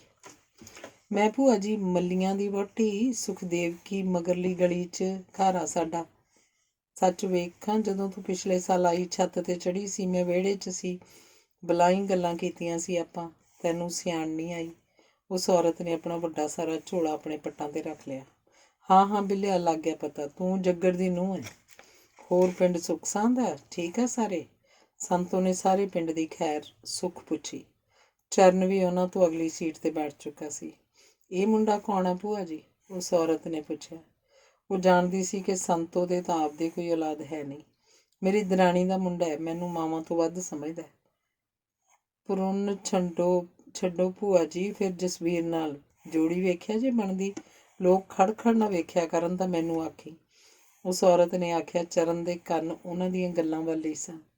ਉਹਨੇ ਆਪਣੀਆਂ ਹੱਥ ਦੀਆਂ ਲਕੀਰਾਂ ਵੱਲ ਵੇਖਿਆ ਤੇ ਫਿਰ ਆਪ ਹੀ ਹੱਸ ਪਿਆ। ਪੁਰਨ ਦੇ ਨਾਂ 'ਤੇ ਸਰੀਰ 'ਚ ਗੁਦਗੁਦੀ ਜਿਹੀ ਹੋਈ ਸੀ। ਹੁਣ ਜਸਬੀਰ ਨੂੰ ਤਾਂ ਉਹਨੇ ਝੱਬਦੇ ਵੇਖਿਆ ਹੀ ਨਹੀਂ ਸੀ, ਬਚਪਨ ਦੀਆਂ ਗੱਲਾਂ ਸਨ। ਮੈਂ ਵੀ ਭਾਈ ਸੋਚੀ ਤਾਂ ਇਹੋ ਬੈਠੀ ਹਾਂ, ਅੱਗੇ ਸੰਜੋਗਾਂ ਦੀਆਂ ਗੱਲਾਂ।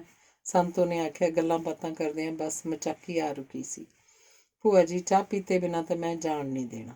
ਸਾਡਾ ਵੀ ਤਾਂ ਕੋਈ ਹੱਕ ਹੈ ਕਿ ਨਹੀਂ ਤੇਰੇ 'ਤੇ? ਉਸ ਔਰਤ ਨੇ ਸੰਤੋ ਦਾ ਗੁੱਟ ਫੜ ਲਿਆ। ਫੇਰ ਆਉਂ ਡੱਡੀਏ ਕਿਸੇ ਦਿਨ। ਨਹੀਂ ਭੂਆ ਜੀ, ਇਹ ਕੀ ਗੱਲ ਹੋਈ? ਬਿੰਦ ਦਾ ਬਿੰਦ।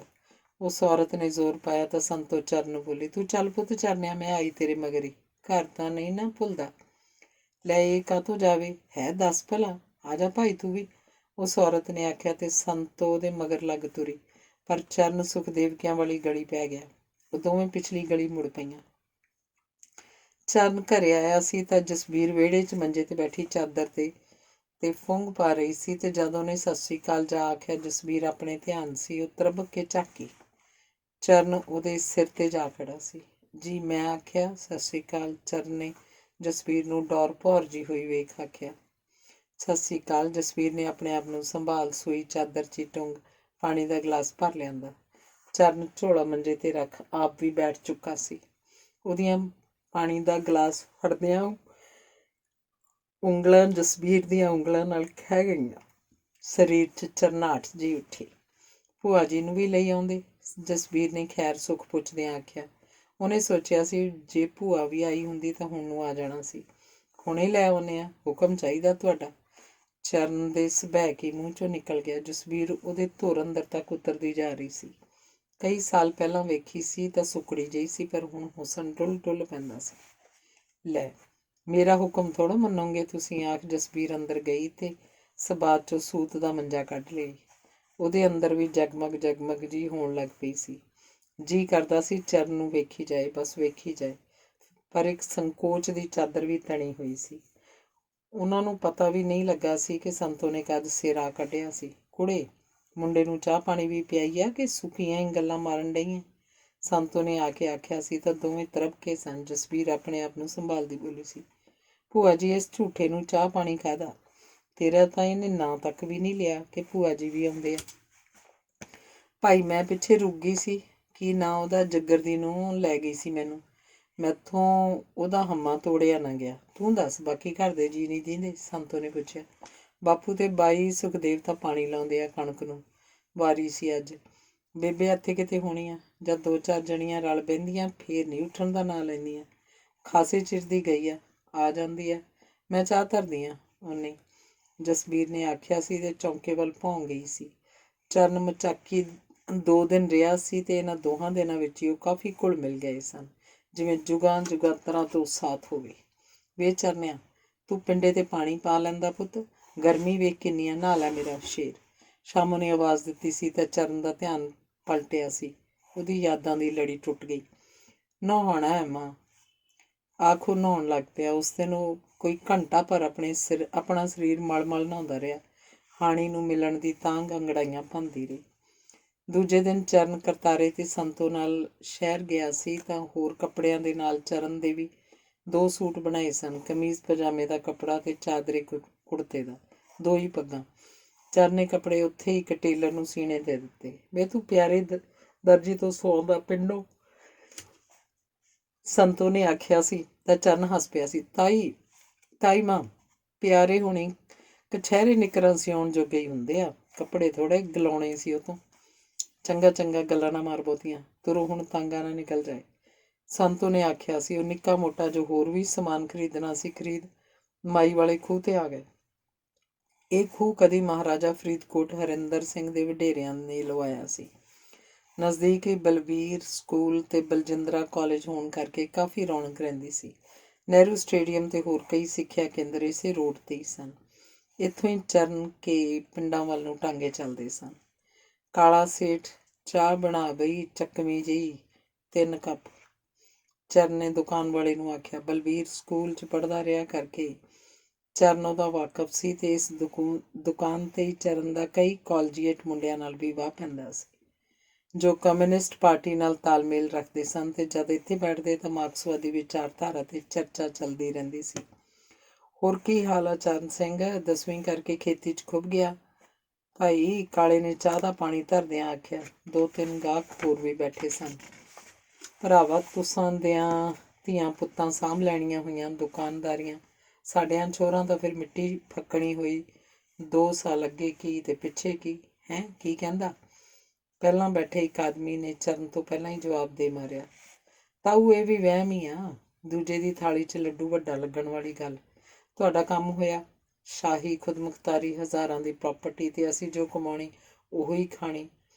ਬਾਜ਼ਾਰ 'ਚ ਜਾਂਦਿਆਂ ਲੋਕਾਂ ਦੇ ਮੁੱਤਰ ਮੂੰਹਾਂ ਵੱਲ ਝਾਕਣਾ। ਕੋਈ ਕੱਦ ਦੁਕਾਨ ਦੇ ਥੜੇ ਤੇ ਚੜੇ। ਕਾਲੇ ਨੇ ਆਪਣਾ ਪੱਖ ਪੇਸ਼ ਕੀਤਾ। ਇਹ ਤਾਂ ਤੇਰੀ ਗੱਲ ਠੀਕ ਆ ਭਲਵਾਨਾ, ਪਰ ਹੁਣ ਖੇਤੀ ਵੀ ਅਗਲੀ ਗੱਲ ਨਹੀਂ ਰਹੀ ਜਦ ਸੁੱਕਾ ਹੀ ਸਰ ਜਾਂਦਾ ਸੀ। ਆ 2-4 ਸਾਲਾਂ 'ਚ ਨਵੇਂ ਬੀਜ ਕਾਹਦੇ ਆਏ? ਬਿਨ ਸਪਰੇ ਦੇ ਹੁੰਦਾ ਹੀ ਕੱਖ ਨਹੀਂ। ਆੜਤ ਤੇ ਫਸਲ ਵੇਚ ਜੱਟ ਲੱਤਾਂ ਘੜੀਸਦਾ ਖਾਕੀ ਨੰਗ ਹੋ ਮਸਾਂ ਘਰ ਪੜਦਾ। ਬਾਣੀਆਂ ਦਾ ਵਸ ਚੱਲੇ, ਉਹਨੂੰ ਕਿਹੜਾ ਰੱਖ ਨਾ ਲੈਣ ਅੱਗੇ ਵੇਚਣ ਨੂੰ। ਕਰਤਾਰੇ ਨੇ ਆਖਿਆ। ਸੰਤੋ ਪਾਸੇ ਨੂੰ ਮੂੰਹ ਕਰੀ ਦੁਕਾਨ ਦੇ ਬਾਹਰ ਤੂਤ ਹੇਠ ਬੈਠੀ ਸੀ। ਉਹਨੂੰ ਜਦੋਂ ਵੀ ਕਦੀ ਚਾਹ ਵਾਲੀ ਦੁਕਾਨ ਜਾਂ ਢਾਬੇ ਅੱਗੇ ਮਜਬੂਰੀ ਵਸ 10 ਮਿੰਟ ਬਹਿਣਾ ਪੈਂਦਾ ਸੀ ਤਾਂ ਸ਼ਰਮ ਜਿਹੀ ਮਹਿਸੂਸ ਕਰਦੀ ਸੀ। ਉਹ ਚਾਹ ਪੀ ਰਹੇ ਸਨ ਕਿ ਕਾਲਜ ਵਾਲੇ ਪਾਸਿਓਂ 2 ਮੁੰਡੇ ਆਉਂਦੇ ਦਿਸੇ, ਜਿਨ੍ਹਾਂ ਨੂੰ ਵੇਖ ਚਰਨ ਨੇ ਹਾਕ ਮਾਰ ਲਈ। ਉਹ ਕਿੰਨਾ ਚਿਰ ਚਰਨ ਨਾਲ ਗੱਲਾਂ ਕਰਦੇ ਰਹੇ। ਫਿਰ ਉਹਨਾਂ ਨੇ ਸਾਈਕਲ ਦੀ ਟੋਕਰੀ 'ਚੋਂ ਕੱਢ ਚਰਨ ਨੂੰ 2 ਕਿਤਾਬਾਂ ਦਿੱਤੀਆਂ ਤੇ ਫਿਰ ਚਰਨ ਨਾਲ ਹੱਥ ਮਿਲਾ ਅੱਗੇ ਤੁਰ ਗਏ।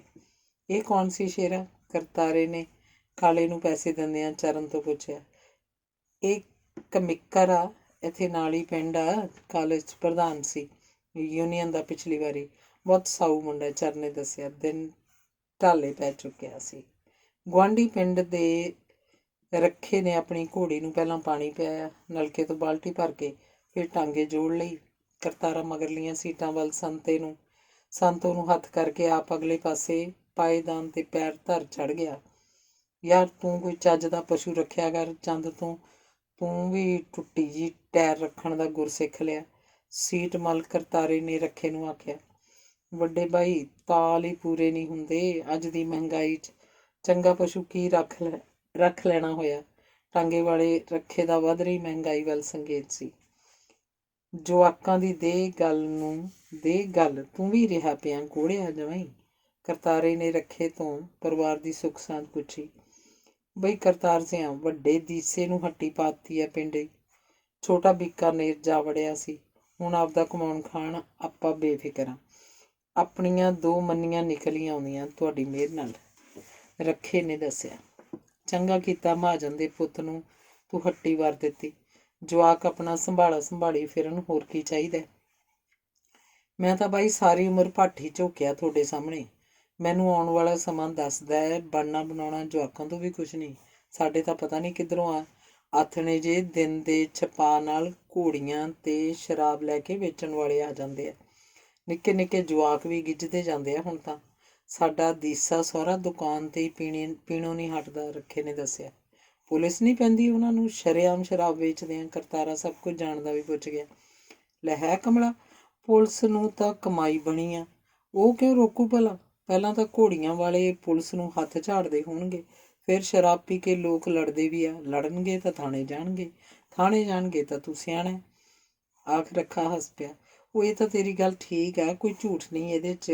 ਤੇਰੇ ਕੋਲ ਤੇਰਾ ਇੱਕ ਭਾਣਜਾ ਹੁੰਦਾ ਸੀ, ਉਹ ਕੀ ਕਰਦਾ। ਕਰਤਾਰੇ ਨੇ ਪੁੱਛਿਆ।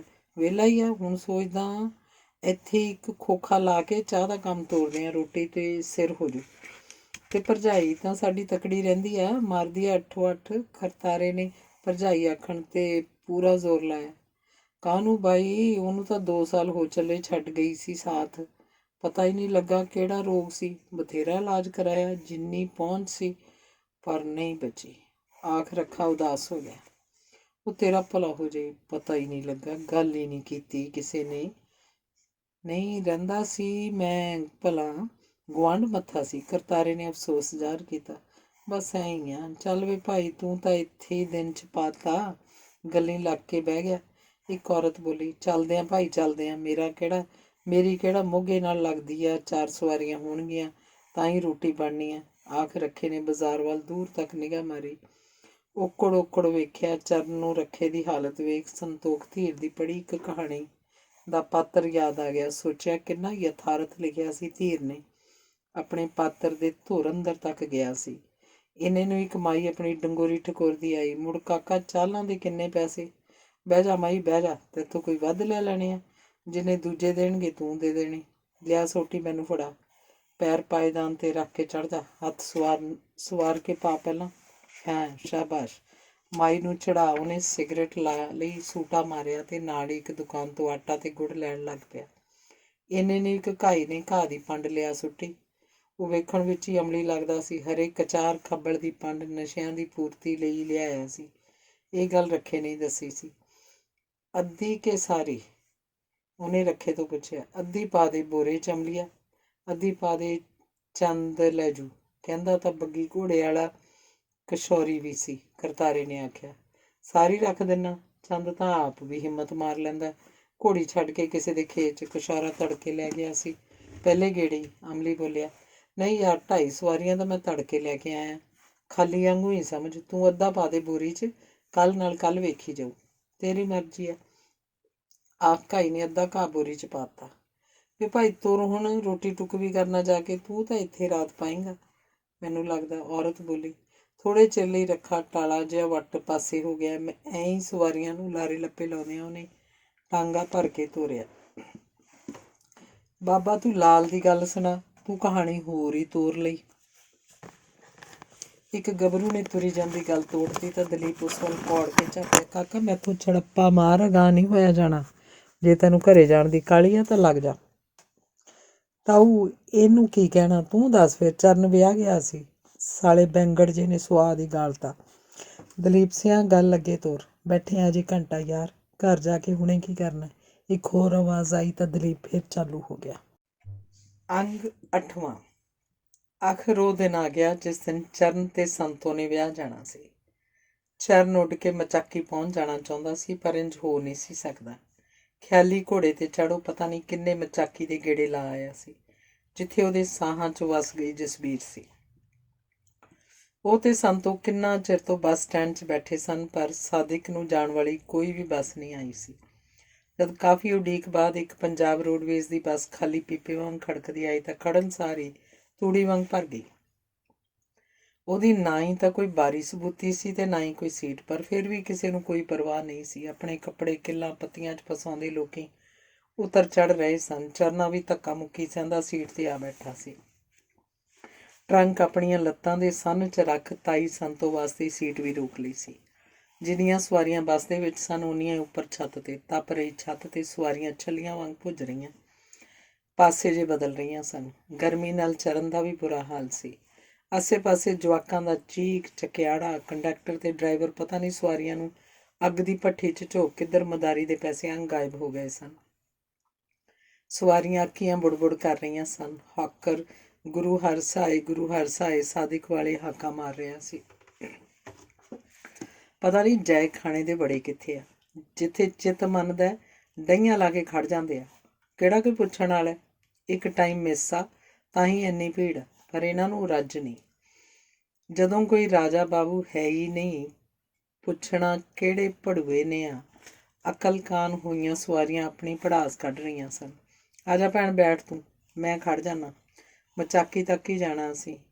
ਚਰਨ ਨੇ ਇੱਕ ਬੱਚੇ ਵਾਲੀ ਬੀਬੀ ਨੂੰ ਆਪਣੀ ਸੀਟ ਛੱਡ ਦਿੱਤੀ। ਉਹਦੀਆਂ ਗੱਲਾਂ ਤੋਂ ਪਤਾ ਲੱਗਾ ਸੀ ਉਹਨੇ ਗੁਰੂ ਹਰਸਾਏ ਜਾਣਾ ਸੀ। ਕੰਡਕਟਰ ਤੇ ਡਰਾਈਵਰ ਚਾਰਖਾਨੇ ਦਿਆਂ ਸਾਫਿਆਂ ਨਾਲ ਹੱਥ ਪੂੰਝਦੇ ਇੱਕ ਢਾਬੇ 'ਚੋਂ ਨਿਕਲੇ। ਡਰਾਈਵਰ ਨੇ ਆਪਣੀ ਸੀਟ ਮੱਲ ਲਈ ਤਾਂ ਕੰਡਕਟਰ ਸਵਾਰੀਆਂ ਨੂੰ ਬੋਲਿਆ, ਧੱਕਾ ਲਾਓ ਬਈ, ਆ ਜਾਓ। ਬੱਸ ਦੀਆਂ ਮਗਰਲੀਆਂ ਪੌੜੀਆਂ 'ਤੇ ਬਾਰੀ 'ਚ ਖੜੀਆਂ ਸਵਾਰੀਆਂ ਨੇ ਧੱਕਾ ਲਾ ਬੱਸ ਸਟਾਰਟ ਕੀਤੀ ਤਾਂ ਉਹ ਆਪਣਾ ਸਾਰਾ ਤਾਣ ਲਾਉਂਦੇ ਅੱਡੇ 'ਚੋਂ ਨਿਕਲੀ।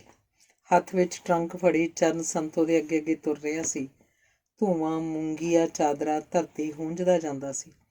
ਕਲੀਆਂ ਵਾਲਾ ਚਿੱਟਾ ਕੁੜਤਾ ਆਪਣੇ ਪੂਰੇ ਜਲਾਲ 'ਚ ਸੀ।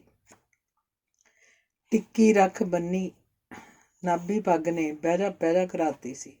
ਜਦ ਦੇ ਚਾਦਰੇ ਵਾਲੇ ਗੱਭਰੂ ਟਿੱਕੀ ਰੱਖ ਕੇ ਪੱਗ ਘੱਟ ਹੀ ਬੰਨ੍ਹਦੇ ਸਨ। ਤਿੱਲੇਦਾਰ ਜੁੱਤੀ ਚਮਕਾਰੇ ਮਾਰਦੀ ਸੀ। ਚਰਨ ਦੀਆਂ ਪਿੰਜਣੀਆਂ ਤੋਂ ਥੋੜ੍ਹਾ ਜਿਹਾ ਚਾਦਰਾ ਤਾਂ ਸਰਕਦਾ ਤਾਂ ਗੋਰੀਆਂ ਨੱਛੋ ਪਿੰਜਣੀਆਂ ਵੇਖਣ ਵਾਲੇ ਦੇ ਕਾਲਜੇ 'ਚ ਧੂ ਪਾਉਂਦੀਆਂ। ਸੰਤੋ ਕਿਸੇ ਦਾ ਸਿਰ ਪਲੋਸ ਜਾਂਦੀ ਜਾਂ ਕਿਸੇ ਦਾ ਹੱਥ ਚਰਨ ਦੇ ਸਿਰ 'ਤੇ ਹੁੰਦਾ।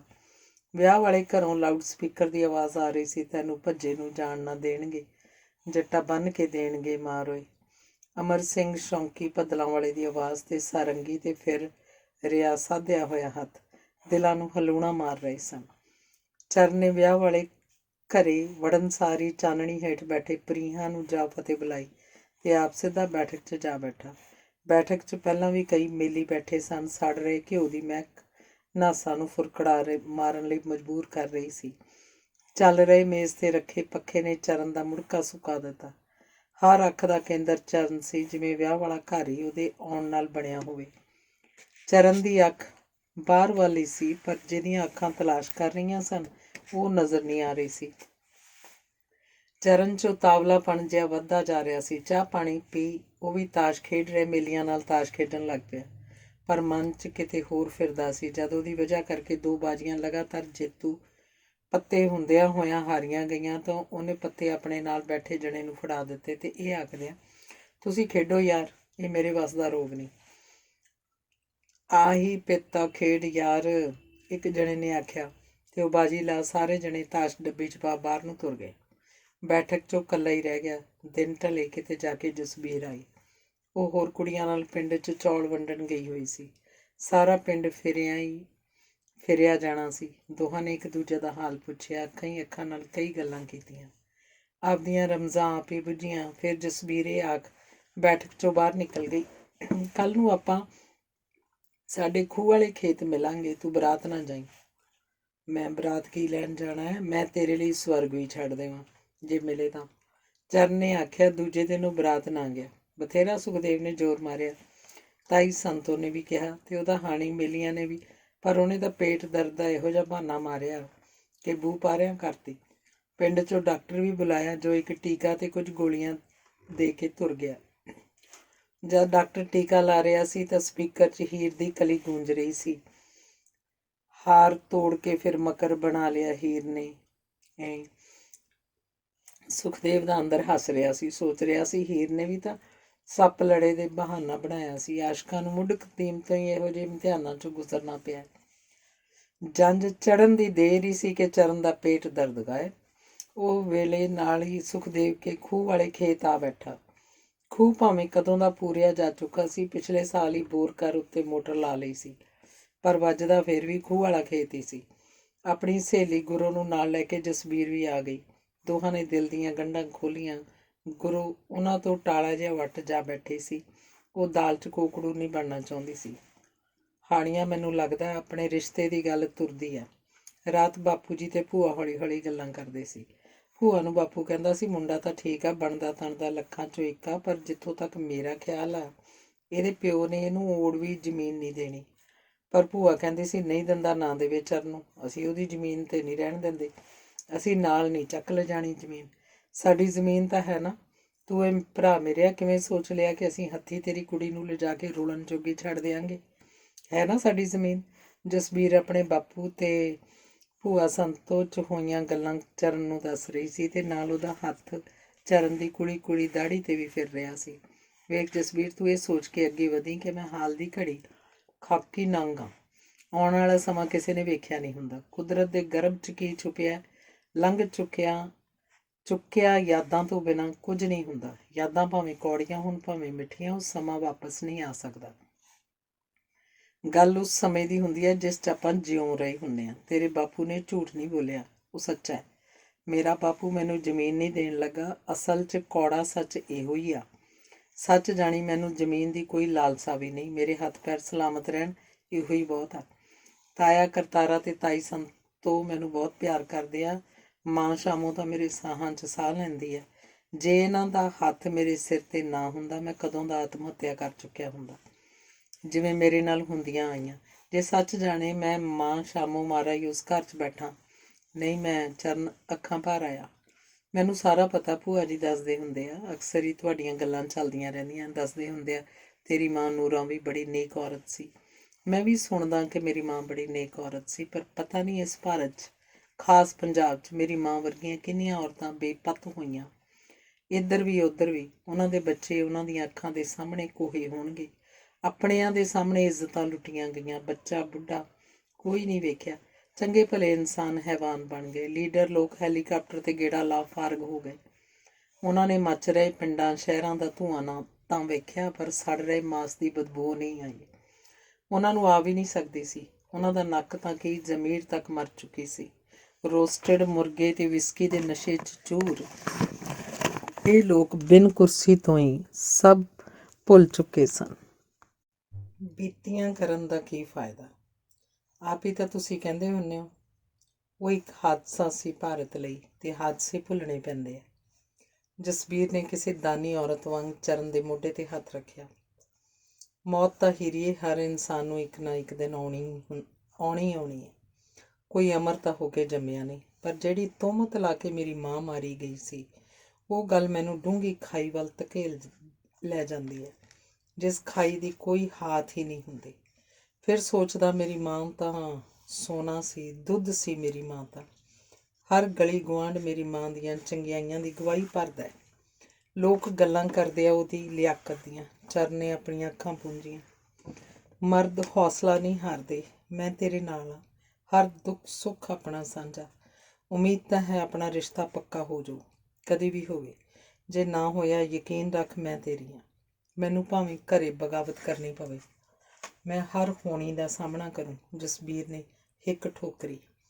ਉਹਨਾਂ ਦਾ ਧਿਆਨ ਭੰਗ ਗੁਰੂ ਨੇ ਕੀਤਾ, ਜਿਹੜੀ ਕੋਠੜੀ ਤੋਂ ਬਾਹਰ ਖਲੋ ਪਿੰਡ ਵੱਲ ਮੁੱਤਰ ਝਾਕ ਰਹੀ ਸੀ। ਤੁਸੀਂ ਮੌਜ ਨਾਲ ਕਲੋਲਾਂ ਕਰੀ ਜਾਂਦੇ ਆ। ਕੋਈ 2-3 ਜਣੇ ਖੂਹ ਵੱਲ ਨੂੰ ਆਉਂਦੇ ਆ। ਮੈਨੂੰ ਲੱਗਦਾ ਮੇਲ 'ਚੋਂ ਹੋਣਗੇ, ਜਿਹੜੇ ਬਰਾਤ ਨਹੀਂ ਗਏ। ਗੁਰੂ ਦੀ ਸੁਣ ਚਰਨ ਤਾਂ ਚਰੀ ਦੀ ਵੱਟ ਪੈ ਗਿਆ। ਜਸਬੀਰ ਤੇ ਗੁਰੂ ਨੀਵੀਂ ਢੋਈ ਖਾਲ ਪੈ ਗਈਆਂ। ਨਰਮਾ ਭਾਵੇਂ ਛੋਟਾ ਸੀ, ਪਰ ਖਾਲ ਤੇ ਨਰਮਾ ਉਹਨਾਂ ਨੂੰ ਲੁਕਾਉਣ ਲਈ ਕਾਫੀ ਸੀ। ਚੌਥੇ ਦਿਨ ਚਰਨ ਬਹੁਤ ਸਾਰੀਆਂ ਯਾਦਾਂ ਲੈ ਪਿੰਡ ਆਇਆ ਸੀ। ਗੁਰਮੁਖੋ, ਇੱਥੇ ਕੋਈ ਚਰਨ ਸਿਉਂ ਦੇ ਘਰ ਵੱਲ ਜਾਣ ਵਾਲਾ ਹੋਇਆ ਤਾਂ ਉਹਦੀ ਗੁਰਦੁਆਰਾ ਸਾਹਿਬ 'ਚੋਂ ਤਸਵੀਰ ਲੈ ਜਾਇਆ ਜੀ, ਜਿਹੜੀ ਭੋਗ ਵੇਲੇ ਰੱਖੀ ਸੀ ਉਵੇਂ ਪਈ ਆ। ਤੁਰੇ ਜਾਂਦੇ ਗ੍ਰੰਥੀ ਸਿੰਘ ਨੇ ਆਖ ਚੱਲਦੀ ਗੱਲ ਦੀ ਲੜੀ ਤੋੜ ਦਿੱਤੀ ਸੀ। ਲੈ ਜਾਊਂ ਮੈਂ ਭਾਈ, ਜਾਂ ਕਿਸੇ ਮੁੰਡੇ ਹੱਥ ਘੱਲ ਦਿਆਂਗੇ, ਆਖ ਦਲੀਪ ਉੱਠਣ ਲੱਗਾ ਸੀ ਜਦ ਉਹਦੇ ਨਾਲ ਬੈਠੇ ਇੱਕ ਜਣੇ ਨੇ ਬਾਹੋਂ ਫੜ ਆਖਿਆ, ਬਾਬਾ ਅਜੇ ਤਾਂ ਬਹੁਤ ਦਿਨ ਖੜਾ ਹੈ, ਤੂੰ ਅੱਗੇ ਸੁਣਾ।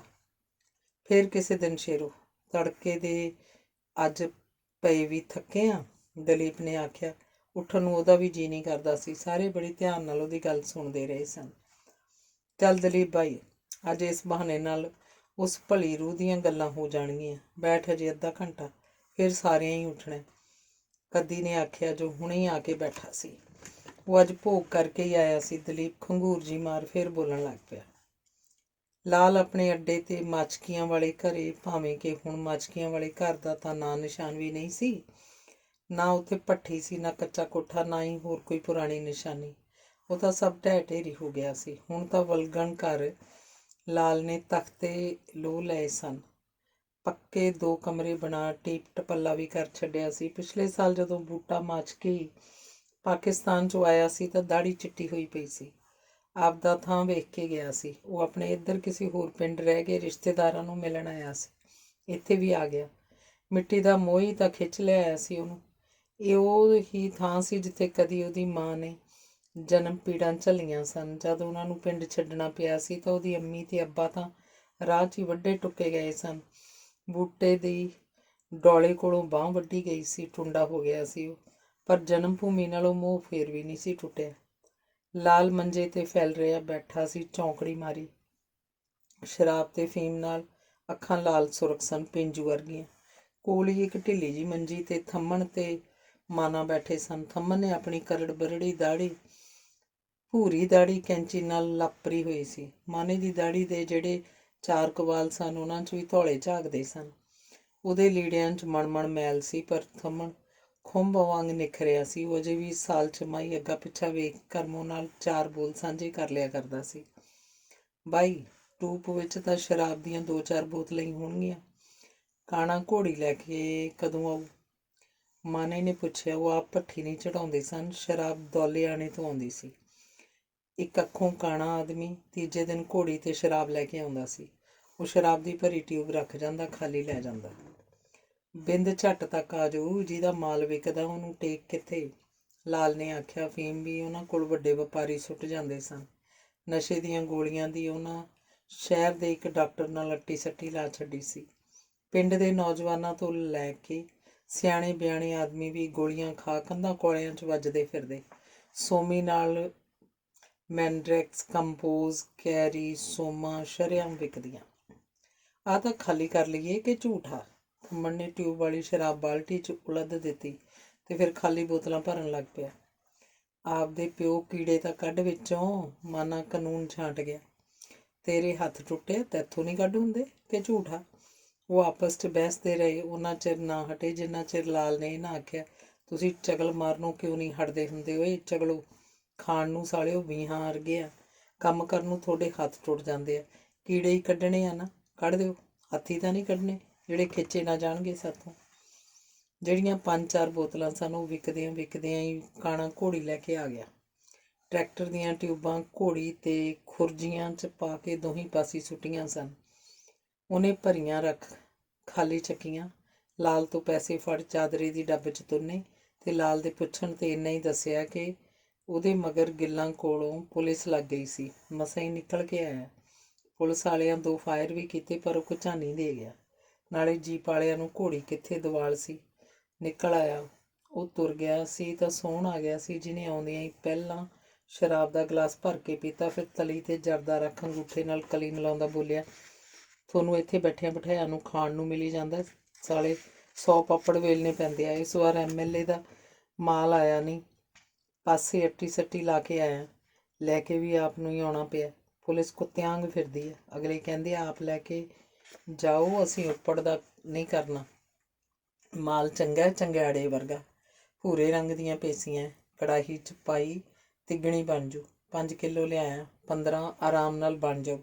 ਸੋਹਣ ਨੇ ਦੱਸਿਆ, ਆਪਣੀਆਂ ਤਾਰੀਫਾਂ ਦੇ ਪੁਲ ਬੰਨੇ। ਸੰਭਾਲ ਆਇਆ ਉਹਨੂੰ? ਲਾਲ ਨੇ ਆਪਣਾ ਮੂੰਹ ਖੋਲ੍ਹਿਆ। ਉਹਦਾ ਟੌਰਾ ਹਿੱਲਿਆ। ਅਫਗਾਨਿਸਤਾਨੀ ਅਫੀਮ ਸੁਣੋ ਖੁਸ਼ ਹੋ ਗਿਆ।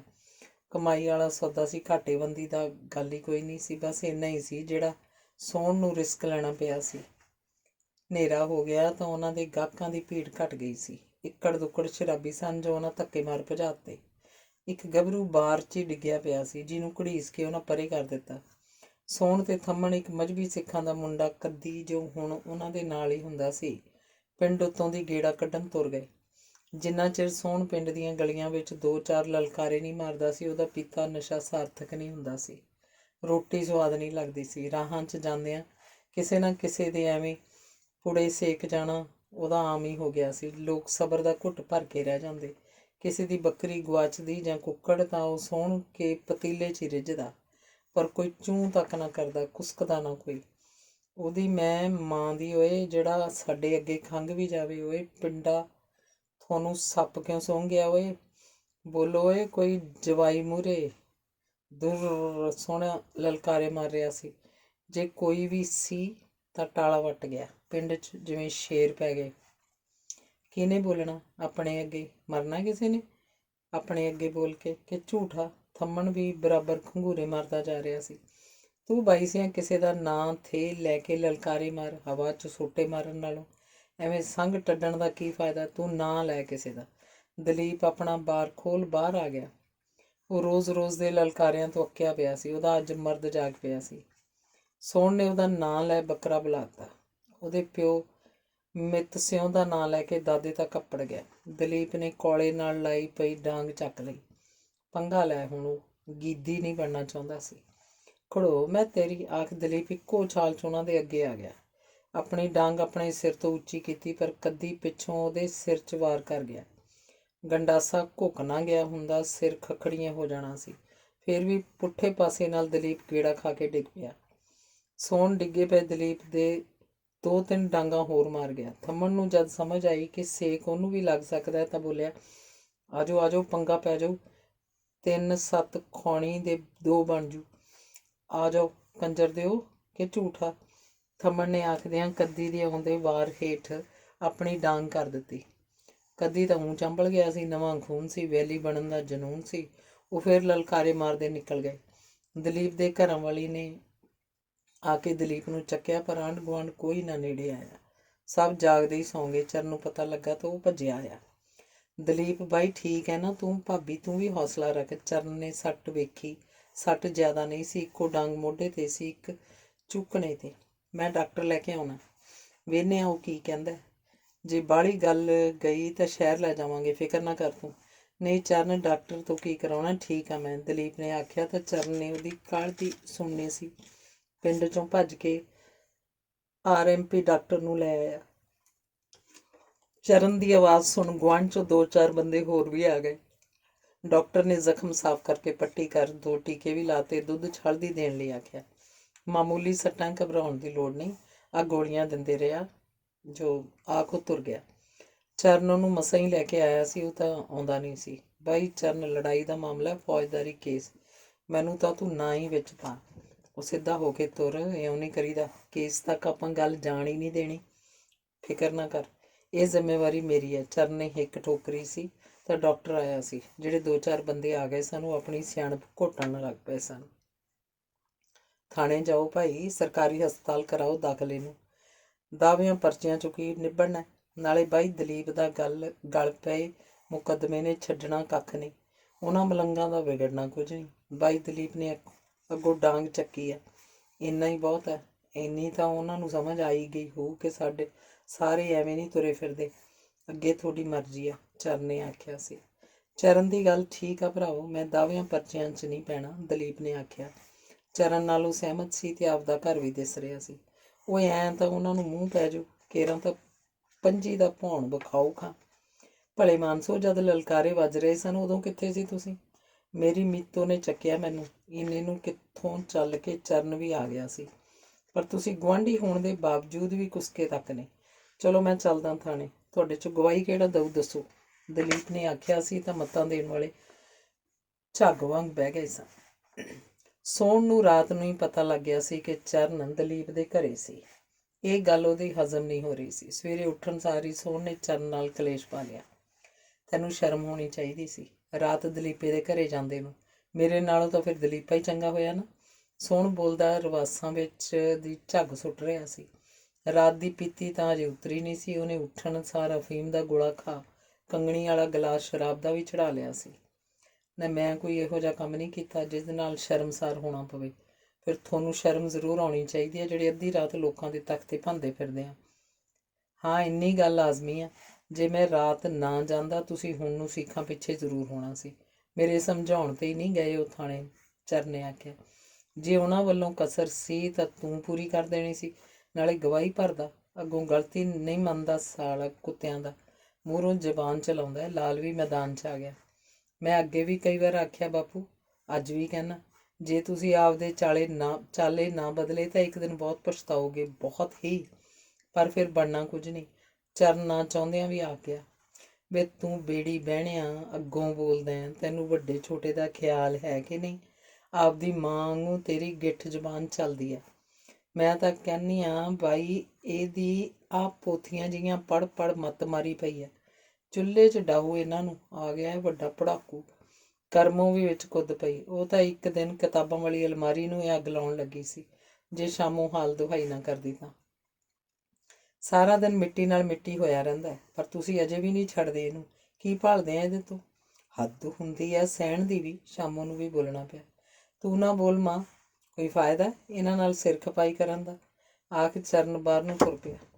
ਉਹਨੇ ਟਾਲਾ ਵੱਟ ਜਾਣਾ ਹੀ ਬਿਹਤਰ ਸਮਝਿਆ। ਸੋਹਣ ਨੂੰ ਵੀ ਅੱਡੇ ਵੱਲੋਂ ਹਾਕ ਵੱਜ ਗਈ ਤਾਂ ਉਹ ਕੇਰਾਂ ਤਾਂ ਅੱਡੇ 'ਤੇ ਗਿਆ, ਪਰ ਛੇਤੀ ਮੁੜ ਆਇਆ ਅਤੇ ਲਾਲ ਨੂੰ ਦੱਸਣ ਲੱਗ ਪਿਆ, ਬਾਪੂ ਵੇਖ ਲੈ, ਅਜੇ ਕਿਹੜਾ ਉਹ ਆਖੇ ਤੋਂ ਹਟ ਗਿਆ। ਇੱਥੋਂ ਜਾਂਦਾ ਸਿੱਧਾ ਹੀ ਦਲੀਪੇ ਕੇ ਗਿਆ। ਫਿਰ ਤੂੰ ਕਿਉਂ ਮੋਕ ਮਾਰਦਾ ਹੈ? ਜਿਹੜੀ ਉਹਨੇ ਮੋਗੇ 'ਚ ਇੱਟ ਡਾਹਣੀ ਆ ਡਾਹ ਲਵੇ। ਸਣੇ ਦਲੀਪਾ, ਹੁਣ ਤੂੰ ਇੰਨੀ ਕੁ ਗੱਲ ਪਿੱਛੇ ਅੱਡੇ ਤੋਂ ਫੇਰ ਘਰ ਨੂੰ ਭੱਜ ਆਇਆ। ਲਾਲ ਨੇ ਪੱਗ ਬੰਨ੍ਹ ਕੇ ਟੋਰੇ ਵਾਲਾ ਲੜ ਟੁੰਗਦਿਆਂ ਆਖਿਆ। ਮੈਂ ਪੁੱਛਦੀ ਹਾਂ, ਤੁਹਾਡੀ ਦੁਸ਼ਮਣੀ ਵੀ ਕੀ ਆ ਦਲੀਪ ਨਾਲ? ਜਿਹੜਾ ਕੁਛ ਰਾਤ ਹੋ ਗਿਆ ਸੋ ਹੋ ਗਿਆ। ਚਰਨ ਹਾਰਾ ਨਾਰਾ ਮਾਰਨ ਜਾ ਵੜਿਆ ਤਾਂ ਕੋਈ ਆਫਤ ਤਾਂ ਨਹੀਂ ਆ ਗਈ? ਹੁਣ ਤੁਸੀਂ ਠੂਏ ਵਾਂਗੂ ਪੂਛ ਚੱਕੀ ਫਿਰਦੇ ਆ। ਸ਼ਾਮੋਂ ਨੇ ਬਥੇਰਾ ਢੈਲਾ ਹੋ ਕੇ ਵੇਖ ਲਿਆ ਸੀ, ਪਰ ਹੁਣ ਉਹਨੇ ਦੜ ਵੱਟਣੀ ਛੱਡ ਦਿੱਤੀ ਸੀ। ਬੈਠੀ ਰਹਿ ਰਮਾਨ ਨਾਲ, ਨਹੀਂ ਢੂਈ ਤੋੜ ਦਿਓ ਜੇ ਬੋਲੀ ਤਾਂ। ਸਾਹ ਨਾ ਕੱਢੀ ਹੁਣ। ਲਾਲ ਅੱਡੀ 'ਤੇ ਘੂਕਿਆ। ਰੱਬ ਦਿਆ ਬੰਦਿਆ, ਜ਼ਿੰਦਗੀ 'ਚ ਢੂਈਆਂ ਤੋੜਨ ਤੋਂ ਬਿਨਾਂ ਕੀਤਾ ਵੀ ਕੀ ਆ ਤੂੰ? ਆਪ ਤਾਂ ਜਿਹੋ ਜਿਹਾ ਸੀ ਤੂੰ ਤਾਂ ਵੱਡੇ ਨੂੰ ਵੀ ਗਾਲਤਾ। ਉਹ ਸੋਹਣ ਦੇ ਗਲ ਪਿਆ। ਐਦੂ ਵੱਡੀ ਗੱਲ ਕੀ ਹੋ ਜੂ? ਤੂੰ ਭੌਂਕਦੀ ਹੈ। ਦੁਸ਼ਮਣੀ ਕੀ ਆ? ਦੁਸ਼ਮਣੀ ਤਾਂ ਹੁਣ ਉਹਨੇ ਪਾ ਹੀ ਲਈ, ਪਰ ਤੂੰ ਕੀ ਜਾਣੇ ਤੀਵੀਂ ਜਾਤ ਜੋ ਹੋਈ। ਲਾਲ ਬੋਲਦਾ ਰਿਹਾ। ਸ਼ਾਮੋਂ ਨੇ ਦੜ ਵੱਟ ਜਾਣੀ ਬਿਹਤਰ ਸਮਝੀ, ਪਰ ਜੀ ਤਾਂ ਕਰਦਾ ਸੀ ਆਖ ਦੇਵੇ, ਜਦ ਕੋਈ ਕਿਸੇ ਦੇ ਦਰਾਂ 'ਚ ਬੱਕਰੇ ਬੁਲਾਊ ਨਵੇਂ ਔਗਣ ਤਾਂ ਅਗਲਾ ਢਿੱਲ ਥੋੜ੍ਹੇ ਕਰੂ, ਪਰ ਆਖ ਨਾ ਸਕੀ। ਦਲੀਪ ਇੱਕ ਥੋੜ੍ਹੇ ਕਿਸਾਨ ਦਾ ਪੁੱਤ ਸੀ। ਉਹਦਾ ਪਿਓ ਕੁਝ ਸਾਲ ਪਹਿਲਾਂ ਮੰਜੇ 'ਤੇ ਪੈਣ ਮਗਰੋਂ ਚੱਲ ਵਸਿਆ ਸੀ। ਮਿੱਤ ਸੀ ਉਹਨੂੰ ਪਤਾ ਨਹੀਂ ਕੀ ਰੋਗ ਸੀ, ਮੰਜੇ 'ਤੇ ਹੀ ਨਹੀਂ ਉੱਠਦਾ ਸੀ, ਨਾ ਹੀ ਕਿਸੇ ਨਾਲ ਬੋਲਦਾ ਚੱਲਦਾ ਸੀ। ਚੁੱਪ ਗੁੜਪ ਜਿਹਾ ਰਹਿੰਦਾ ਸੀ। ਚਿੱਤ ਮੰਨਦਾ ਤਾਂ ਰੋਟੀ ਖਾ ਲੈਂਦਾ, ਨਹੀਂ ਤਾਂ ਦੁੱਧ ਦੀਆਂ 2 ਘੁੱਟਾਂ ਪੀ ਲੈਂਦਾ।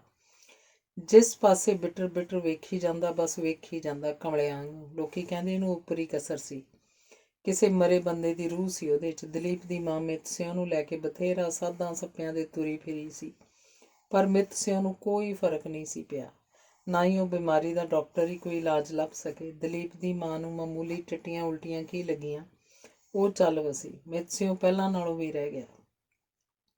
ਅਸਲ 'ਚ ਉਹਦੀ ਬਿਮਾਰੀ ਦਾ ਕਾਰਨ ਇਹ ਬਣਿਆ ਸੀ ਕਿ ਚੇਤ ਦਾ ਮਹੀਨਾ ਸੀ। ਕੁਝ ਦਿਨਾਂ ਤੱਕ ਕਣਕ ਨੂੰ ਦਾਤੀ ਪੈ ਜਾਣੀ ਸੀ।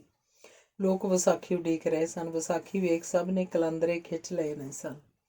ਦਾਤੀਆਂ ਦੇ ਦੰਦੇ ਕਢਵਾਏ ਜਾ ਚੁੱਕੇ ਸਨ, ਨਵੀਆਂ ਆ ਚੁੱਕੀਆਂ ਸਨ। ਛਿਪ ਦੇ ਵੱਲੋਂ ਬੱਦਲ ਬਣਿਆ, ਕਾਲਾ ਸ਼ਾਹ ਚਿੱਟੀਆਂ ਧਾਰੀਆਂ ਵਾਲਾ ਬੱਦਲ, ਜਿਹਨੇ ਵੇਖਦਿਆਂ ਅਸਮਾਨ ਢੱਕ ਲਿਆ।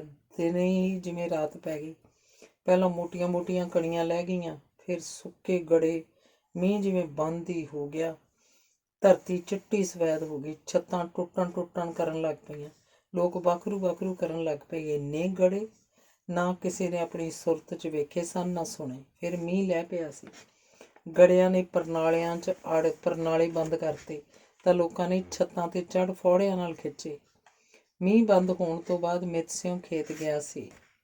ਧਰਤੀ ਚਿੱਟੀ ਹੋਈ ਪਈ ਸੀ। ਪੁੱਤਾਂਗ ਪਾਲੀ ਕਣਕ ਖਤਮ ਹੋ ਚੁੱਕੀ ਸੀ। ਸਭ ਖੇਤਾਂ ਦਾ ਇਹੋ ਹਾਲ ਸੀ। ਇਹ ਨਹੀਂ ਪਤਾ ਲੱਗ ਰਿਹਾ ਸੀ ਕਿ ਖੇਤ ਸੀ ਕਾਹਦੇ, ਗਾਹ ਪਿਆ ਹੋਇਆ ਸੀ। ਮਿੱਤ ਸਿਉਂ ਨੇ ਇੱਕ ਹੌਕਾ ਲਿਆ ਸੀ ਤੇ ਬਸ ਗੁੰਮ ਸੁੰਮ ਹੋ ਗਿਆ ਸੀ। ਇਸ ਵਾਰ ਕਣਕ ਚੰਗੀ ਸੀ। ਉਮੀਦ ਸੀ ਆੜ੍ਹਤੀਆਂ ਦੇ ਪੈਸੇ ਲੱਥ ਜਾਣਗੇ, ਜੇ ਥੋੜ੍ਹੇ ਘਣੇ ਰਹਿ ਵੀ ਗਏ ਤਾਂ ਸੌਣੀ ਬਰਾਬਰ ਕਰ ਦਿਓ।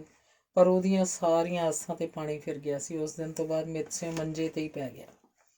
ਦਲੀਪ ਦਾ ਵਿਆਹ ਹੋਇਆ, ਹੋਰ ਵੀ ਕਈ ਉਤਰਾਅ ਚੜ੍ਹਾਅ ਆਏ, ਪਰ ਉਸ 'ਤੇ ਕੋਈ ਅਸਰ ਨਾ ਹੋਇਆ। ਬਸ ਐਂ ਹੀ ਇੱਕ ਦਿਨ ਉਹ ਚੱਲ ਵਸਿਆ। ਦਲੀਪ ਭਲਾ ਮਾਨਸ ਆਦਮੀ ਸੀ, ਪਿੰਡ 'ਚ ਚੰਗੀ ਬਣੀ ਸੀ, ਆਪਣੀ ਵਧੀਆ ਗੁਜ਼ਰ ਕਰ ਰਿਹਾ ਸੀ। ਖੇਤੀ ਨਾਲ 2-3 ਮੱਝਾਂ ਰੱਖ ਦੁੱਧ ਵੀ ਪਾਈ ਜਾਂਦਾ, ਫਸਲਵਾੜੀ ਵੀ ਚੰਗੀ ਹੋ ਜਾਂਦੀ। ਫਿਰ ਉਹਨੇ ਉੱਠ ਗੱਡੀ ਵੀ ਲੈ ਲਈ। ਫਸਲ ਆਉਣ 'ਤੇ ਢੋਆ ਢੁਆਈ ਲਈ ਉਹਦਾ ਚੰਗਾ ਸੀਜ਼ਨ ਲੱਗ ਜਾਂਦਾ, 4 ਪੈਸੇ ਘਰੇ ਆਈ ਜਾਂਦੇ। ਸਵੇਰੇ ਫਿਰ ਚਰਨ ਦਲੀਪ ਦੇ ਘਰੇ ਜਾ ਬੈਠਾ। ਦਲੀਪ ਰਾਤ ਨਾਲੋਂ ਤਕੜਾ ਸੀ। ਦਲੀਪ ਦੇ ਘਰ ਵਾਲੀ ਮੀਤੋ ਨੇ 2 ਗਲਾਸ ਤੇ ਚਾਹ ਦੀ ਗੜਵੀ ਲਿਆ ਰੱਖੀ। 2 ਜਵਾਕ ਚੁੱਲ੍ਹੇ ਮੂਹਰੇ ਬੈਠੇ ਹੋਰ ਚਾਹ ਲੈਣ ਦੀ ਜ਼ਿੱਦ ਕਰ ਰਹੇ ਸਨ। ਮੀਤੋ ਨੇ 2 ਘੁੱਟਾਂ ਬਾਟੀਆਂ 'ਚ ਪਾ ਅੱਖ ਬਚਾ ਕੇ ਪਾਣੀ ਪਾ ਦਿੱਤਾ। ਚਰਨ ਦਾ ਮੱਲੋ ਮੱਲੀ ਹਾਸਾ ਨਿਕਲ ਗਿਆ। ਤੂੰ ਪੀ ਚਰਨ, ਤੇਰੀ ਚਾਹ ਨਾ ਠਰ ਜੇ। ਇਹਨਾਂ ਕੰਜਰਾਂ ਨੂੰ ਤਾਂ ਨਿੱਤ ਐਂ ਕਰਕੇ ਪਿਆਉਣੀ ਪੈਂਦੀ ਹੈ। 2-2 ਕੌਲੇ ਪੀ ਕੇ ਨਹੀਂ ਸਬਰ ਕਰਦੇ ਇਹ ਤਾਂ। ਮੀਤੋ ਨੇ ਆਵਾਜ਼ ਦਿੱਤੀ। ਬੀਬੀ, ਮੇਲਾ ਦੁੱਲੂ ਨਾਲੋਂ ਤਿੱਦ ਵੱਧਾ ਨਾ। ਵੇਖ ਓਏ, ਮੇਲਾ ਤਿੱਦ ਵੱਧਾ ਹੈ। ਇੱਕ ਤੁੰਬੜੀ ਸਿਰੇ ਜੇ ਨੇ ਆਪਣਾ ਝੱਗਾ ਚੱਕ ਆਪਣਾ ਢਿੱਡ ਵਿਖਾਇਆ। ਦੂਜੇ ਘੋਗੇ ਨੇ ਵੀ ਉਹੋ ਹੀ ਹਰਕਤ ਕੀਤੀ। ਮੈਂ ਤਾਂ ਰੱਬ ਜਿੰਨੀ ਪੀਤੀ ਆ, ਇੰਨੀ ਹੈ ਨਾ ਬੀਬੀ। ਉਹ ਇੱਕ ਦੂਜੇ ਨਾਲ ਜੁੰਡੋ ਜੁੰਡੀ ਹੋਣ ਲਈ ਤਿਆਰ ਸਨ। ਜੇ ਉਹਨਾਂ ਨੂੰ ਮੇਤੋਂ ਝੜਕ ਨਾ ਦਿੰਦੀ ਤਾਂ। ਬਹਿਨੇ ਅਰਮਾਨ ਨਾਲ ਕਿ ਦੇਵਾਂ ਪਤਾ। ਜਾਏ ਖਾਣੇ ਦਿਆਂ ਨੇ ਤੋੜ ਕੇ ਖਾ ਲਿਆ। ਚਰਨ, ਮੈਂ ਤੇਰੇ ਮੂੰਹ ਨੂੰ ਥਾਣੇ ਨਹੀਂ ਗਿਆ, ਦਲੀਪ ਨੇ ਚਾਹ ਸੁੜਕਦਿਆਂ ਆਖਿਆ। ਉਹ ਜਿਵੇਂ ਚਰਨ ਦੇ ਅਹਿਸਾਨ ਵੀ ਚੜ੍ਹਾ ਰਿਹਾ ਸੀ। ਜਾ ਵੜਦਾ ਤਾਂ ਬਾਈ ਫੇਰ ਵੀ ਕੀ ਨਿਬੜਨਾ ਸੀ, ਜ਼ਿਆਦਾ ਤੋਂ ਜ਼ਿਆਦਾ 24-25 ਬਣ ਜਾਂਦੀ। ਦੋਵੇਂ ਅੱਗੇ ਸ਼ਰੀਕਾ ਵਧਾਉਣ ਵਾਲੀ ਗੱਲ ਸੀ। ਕੋਰਟ ਕਚਹਿਰੀਆਂ ਤਾਂ ਵੱਡਿਆਂ ਵੱਡਿਆਂ ਦੇ ਨੱਕ ਭੁਆ ਦਿੰਦੀਆਂ। ਤੂੰ ਮੈਂ ਕੌਣ ਹੈ? ਚਰਨ ਬੋਲਿਆ। ਤੇਰੀ ਗੱਲ ਤਾਂ ਠੀਕ ਆ ਚਰਨ ਸਿਆ, ਪਰ ਜਦੋਂ ਸ਼ਰੀਕ ਸਿਰ 'ਤੇ ਹੀ ਆ ਬੈਠੇ ਤਾਂ ਕੋਈ ਚਾਰਾ ਵੀ ਨਹੀਂ ਰਹਿ ਜਾਂਦਾ, ਦਲੀਪ ਨੇ ਆਖਿਆ। ਮਨ 'ਚੋਂ ਪਛਤਾ ਵੀ ਰਿਹਾ ਸੀ ਕਿ ਉਹਨੇ ਐਵੇਂ ਬੈਠੇ ਬਿਠਾਏ ਨੇ ਪੰਗਾ ਲੈ ਲਿਆ ਸੀ। ਬਸ ਤੂੰ ਇੰਨੀ ਸੋਚ ਹੀ ਨਾ ਹੋ। ਮੈਨੂੰ ਪਤਾ ਅੱਗੋਂ ਜੁੱਤੀ ਲਾਹੇ ਬਿਨਾਂ ਗੱਲ ਨਹੀਂ ਬਣਦੀ, ਪਰ ਐਵੇਂ ਇਹੋ ਜਿਹੇ ਬੇਦਿਮਾਗੇ ਬੰਦਿਆਂ ਨਾਲ ਪੰਗਾ ਲੈ ਕੇ ਫਸਣਾ ਵੀ ਠੀਕ ਨਹੀਂ। ਤੂੰ ਸੋਚ, ਜੇ ਤੇਰੀ ਵੱਡੀ ਸੱਟ ਵੱਜ ਜਾਂਦੀ ਜਾਂ ਤੈਥੋਂ ਹੀ ਵੱਜ ਜਾਂਦੀ ਫੇਰ ਕੀ ਬਣਦਾ? ਲੜਾਈ ਦਾ ਪਤਾ ਨਹੀਂ ਹੁੰਦਾ, ਗੱਲ ਕਿਹੜੇ ਪਾਸੇ ਜਾਣੀ ਹੈ। ਕਮਲਿਆਂ ਨਾਲੇ ਉਹਨਾਂ ਦਾ ਕੀ ਆ, ਜਿਹੜੇ ਬੰਦਿਆਂ ਨੂੰ ਆਪਦੇ ਸਰੀਰ ਦਾ ਨਹੀਂ ਨਸ਼ਿਆਂ ਨਾਲ ਦੇਹ ਗਾਲੀ ਜਾਂਦੇ ਆ, ਆਪਦੇ ਘਰ ਦਾ ਫਿਕਰ ਨਹੀਂ ਪਸ਼ੂ ਜੂਨ ਭੋਗਦੇ ਆ। ਉਹੋ ਜਿਹੇ ਲੋਕਾਂ ਨਾਲ ਝਗੜ ਕੇ ਫਾਇਦਾ ਕੋਈ? ਆਖਦਿਆਂ ਚਰਨ ਨੇ ਚਾਹ ਪੀ ਖਾਲੀ ਗਲਾਸ ਮੰਜੇ ਹੇਠ ਰੱਖ ਦਿੱਤਾ। ਕਿਉਂ ਬਈ ਮੁੰਡਿਆ, ਕੀ ਹਾਲ ਆ ਹੁਣ ਤੇਰਾ? ਨਾਜਰ ਖੋਜੀ ਖੁੰਡੀ ਠਕੋਰਦਾ ਆ ਬੈਠਾ। ਠੀਕ ਆ ਤਾਊ। ਲਿਆਓ ਵੀ ਚਾਹ ਲਿਆਓ ਤਾਊ ਵਾਸਤੇ, ਦਲੀਪ ਨੇ ਆਖਿਆ ਤਾਂ ਮੀਤੋ ਨੇ ਚੁੱਲ੍ਹੇ ਮੂਹਰੇ ਭੁੱਬਲ 'ਤੇ ਰੱਖੀ ਗੜਵੀ ਵਿੱਚੋਂ ਗਲਾਸ 'ਚ ਪਾ ਲਿਆ ਫੜਾਈ। ਤੇਰਾ ਨਾਂ ਕੀ? ਕੋਈ ਦਾਵਾ ਪਰਚਾ? ਨਾਜਰ ਗਹਿਰੀ ਅੱਖ ਚਰਨ ਵੱਲ ਝਾਕਦਾ ਦਲੀਪ ਨੂੰ ਬੋਲਿਆ। ਨਹੀਂ ਤਾਊ, ਹੋਰ ਤੂੰ ਸੁਣਾ ਆਪਣੀ ਫਸਲਵਾੜੀ ਦੀ। ਦਲੀਪ ਨੇ ਨਾਜਰ ਦੀ ਆਖੀ ਜਿਵੇਂ ਘੱਟੇ ਪਾਤੀ। ਉਹ ਸਮਝਦਾ ਸੀ ਕਿ ਨਾਜਰ ਖੋਜੀ ਕੀ ਚਾਹੁੰਦਾ ਸੀ। ਫਸਲ ਨੂੰ ਮਾਰ ਗੋਲੀ। ਤੇਰਾ ਨਾਂ ਕੀ? ਜੱਟ ਘਰੇ ਆ ਕੇ ਕੁੱਟ ਗਿਆ। ਇਹ ਤੋਂ ਦੁੱਖ ਵਾਲੀ ਗੱਲ ਕੀ ਹੋ ਸਕਦੀ ਹੈ? ਤੁਸੀਂ ਵੀ ਛੋਰਾ, ਪਹਿਲਾਂ ਤਾਂ ਅਗਲੇ ਦੇ ਸੱਟਾਂ ਮਾਰੀਆਂ, ਹੁਣ ਮੰਜੇ ਮੱਲ ਲਿਆ ਕੇ ਰਾਜੀਨਾਮੇ ਨੂੰ। ਖੋਜੀ ਚਰਨ ਵੱਲ ਵੀ ਭੌਂਪਿਆ। ਤਾਇਆ ਜੀ, ਤੁਸੀਂ ਪਤਾ ਲੈਣ ਆਏ ਹੋ ਜਾਂ ਆਪਣਾ ਉੱਲੂ ਸਿੱਧਾ ਕਰਨ? ਜੇ ਉਹ ਨਾ ਸਿੱਧਾ ਹੋਇਆ ਤਾਂ ਖਬਰੇ ਰਾਤ ਦਾ ਖਾਧਾ ਪੀਤਾ ਹਜਮ ਹੋਵੇ ਕਿ ਨਾ। ਚਰਨ ਨਾ ਚਾਹੁੰਦਿਆਂ ਵੀ ਬੋਲਣਾ ਪਿਆ। ਹਾਂ ਭਾਈ, ਤੈਨੂੰ ਮੇਰੀ ਆਖੀ ਤੋਂ ਤਾਂ ਮਿਰਚਾਂ ਲੱਗਣੀਆਂ ਹੀ ਸੀ। ਤੈਨੂੰ ਚਾਬੀ ਦੇ ਕੇ ਚਤੋਰਿਆ ਅਗਲਿਆਂ। ਪਹਿਲਾਂ ਕੁੱਟੋ ਫਿਰ ਰਾਜੀਨਾਮੇ ਨੂੰ ਧਮਕਾਓ। ਬਾਜੀ ਵਾਹ। ਅਗਲਿਆਂ ਨਾਲ ਮੇਰੀ ਬਦਕਿਸਮਤੀ ਨੂੰ ਇਹ ਸਾਂਝ ਜ਼ਰੂਰ ਹੈ ਕਿ ਸੋਹਣ ਮੇਰਾ ਭਰਾ ਹੈ, ਪਰ ਮੈਂ ਹਮੇਸ਼ਾ ਸੱਚਾਈ ਨਾਲ ਖੜਨ ਵਾਲਾ ਬੰਦਾ। ਜੇ ਉਹ ਹੁਣ ਨਾ ਟਿਕੇ ਤਾਂ ਵੇਖ ਵੀ ਲਵਾਂਗੇ ਕੀ ਕਰਨਾ। ਪਹਿਲਾਂ ਇਹ ਦੱਸ, ਤੂੰ ਕਿਹੜੀ ਹਮਦਰਦੀ ਲੈ ਕੇ ਆਇਆ? ਇਹ ਵੀ ਨਹੀਂ ਪੁੱਛਿਆ ਸੱਟ ਹੈ ਕਿੱਥੇ, ਠੀਕ ਹੈ ਕਿ ਨਹੀਂ। ਆਉਣ ਸਾਰੀ ਪੁੱਠੀਆਂ ਘਤਿੱਤਾਂ 'ਤੇ ਹੋ ਗਿਆ। ਚਰਨ ਹੀ ਬੋਲਿਆ ਸੀ। ਦਲੀਪ ਅਜੇ ਤੱਕ ਮੂਕ ਦਰਸ਼ਕ ਸੀ। ਜੇ ਭਲਾ ਇਹ ਮਰ ਜਾਂਦਾ? ਆ ਭੋਰਾ ਭਰ ਜਵਾਕ ਵੀ ਕੀ ਕਰਦੇ? ਰੁਲਦੇ ਨਾ ਵੱਡਿਆਂ ਸਿਆਣਿਆਂ। ਜੰਮ ਅਜੇ ਮੁੱਕੇ ਨਹੀਂ ਬਣਦੇ। ਆਹ ਵੱਡੇ ਪੰਚਾਇਤੀ। ਵੇਖਦਾ ਆ, ਮੈਂ ਅਜੇ ਮਰਿਆ ਤਾਂ ਨਹੀਂ ਨਾ। ਹਾਂ, ਜੇ ਮਰ ਜਾਂਦਾ ਤੇਰੇ ਵਰਗਿਆਂ ਬੰਦਿਆਂ ਦੀ ਚਾਂਦੀ ਜ਼ਰੂਰ ਹੋ ਜਾਣੀ ਸੀ। ਕਿਸੇ ਨਾ ਕਿਸੇ ਪਾਸਿਓਂ ਦਾਰੂ ਦੀ ਘੁੱਟ ਤਾਂ ਮਿਲ ਹੀ ਜਾਇਆ ਕਰਨੀ ਸੀ। ਦਲੀਪ ਨੇ ਆਖਿਆ ਸੀ ਤਾਂ ਨਾਜਰ ਫੇਰ ਨਹੀਂ ਖੜਾ ਸੀ। ਚਾਹ ਉਹਦੀ ਉਵੇਂ ਪਈ ਸੀ। ਵੇਖ ਲੈ ਬਾਈ ਦਲੀਪ ਸਿਆ, ਮੇਰੀ ਤਾਂ ਜਿਉਂ ਸੁਰਤ ਸੰਭਲੀ ਆ, ਇਹ ਬੰਦਾ ਮੈਂ ਕਿਤੇ ਨਿੱਕੀ ਖੱਟ ਦਾ ਨਹੀਂ ਵੇਖਿਆ। ਸਾਰੀ ਉਮਰ ਇਸ ਬੰਦੇ ਨੇ ਨਿੰਦਿਆ ਚੁਗਲੀ 'ਚ ਲੰਘਾਈ ਆ, ਚਰਨ ਨੇ ਆਖਿਆ। ਫਿਰ ਲਈ ਵੀ ਕੀ ਬੈਠਾ ਹੈ? ਇੱਕ ਮੁੰਡਾ ਤਾਂ ਇਹ ਤੋਂ ਸਤਿਆ ਕਿਸੇ ਨਾਲ ਕਲਕੱਤੇ ਭੱਜ ਗਿਆ, ਉੱਥੇ ਡਰਾਈਵਰੀ ਕਰਦਾ, ਬੰਗਾਲਨ ਰੱਖੀ ਆ। ਤੇ ਦੂਜਾ ਮੁੰਡਾ ਬਾਹੋਂ ਟੁੰਡਾ, ਸਾਰੇ ਜਹਾਨ ਦੇ ਨਸ਼ੇ ਪੱਤੇ ਉਹ ਚੰਬੇੜੀ ਫਿਰਦਾ। ਪੱਲੇ ਕੀ ਹੈ ਇਸ ਬੰਦੇ ਦੇ? ਉੱਤੋਂ ਰੱਬ ਵੀ ਵੇਂਦਾ। ਤੈਥੋਂ ਕਿਹੜਾ ਹੁਣ ਭੁੱਲ ਆ? ਦਲੀਪ ਨੇ ਉੱਪਰ ਵੱਲ ਹੱਥ ਕੀਤਾ। ਰੱਬ ਤਾਂ ਮੈਨੂੰ ਪਤਾ ਨਹੀਂ ਵੇਖਦਾ ਕਿ ਨਹੀਂ ਵੇਖਦਾ, ਪਰ ਇੰਨਾ ਜ਼ਰੂਰ ਪਤਾ ਹੈ ਮਾੜੇ ਕੰਮਾਂ ਦੇ ਨਤੀਜੇ ਮਾੜੇ ਹੀ ਨਿਕਲੇ ਕਰਦੇ ਆ। ਸੱਚ ਹੈ ਚਰਨ ਸਿਆਂ, ਤੂੰ ਇਹ ਦੱਸ ਰੱਬ ਬਾਰੇ ਤੇਰਾ ਕੀ ਖਿਆਲ ਆ? ਕਈ ਕਹਿੰਦੇ ਹੈਗਾ, ਕਈ ਕਹਿੰਦੇ ਨਹੀਂ। ਦਲੀਪ ਨੇ ਆਖ ਪਾਸਾ ਲੈਂਦਿਆਂ ਕਸੀਸ ਜਿਹੀ ਵੀ ਵੱਟੀ, ਜਿਵੇਂ ਪੀੜ ਹੁੰਦੀ ਹੋਵੇ। ਲੈ ਵੇਖ ਲੈ ਦਿਓਰਾ ਆਪਦੇ ਭਰਾ ਦੀਆਂ, ਆਖੇ ਰੱਬ ਹੈ ਕਿ ਨਹੀਂ? ਬੰਦਾ ਉਹ ਤੋਂ 7 ਵਾਰੀ ਡਰੇ, ਇਹ ਬਹਿ ਜਾਂਦਾ ਹੋਰ ਹੀ ਤਵਾ ਲਾ ਕੇ। ਇਹਨੂੰ ਪੁੱਛਣ ਵਾਲਾ ਹੋਵੇ ਅੱਗੇ ਸੌਖੇ ਆ ਭਲਾ? ਝੋਟੀ ਬਿਮਾਰ ਹੋ ਗਈ ਸੀ, ਅਗਰੀ ਦੇ ਪੈਸੇ ਲੱਗੇ ਆ, ਚੱਲ ਜਾਣ ਬਚ ਗਈ ਵਿਚਾਰੀ ਦੀ। 2 ਸੇਰ ਦੁੱਧ ਘਟ ਗਈ ਪੂਰਾ। ਮੀਤੋਂ ਚੁੱਲ੍ਹੇ ਮੂਹਰਿਓਂ ਬੋਲੀ। ਉਹ ਰੋਟੀਆਂ ਪਕਾਉਣ ਲੱਗ ਗਈ ਸੀ।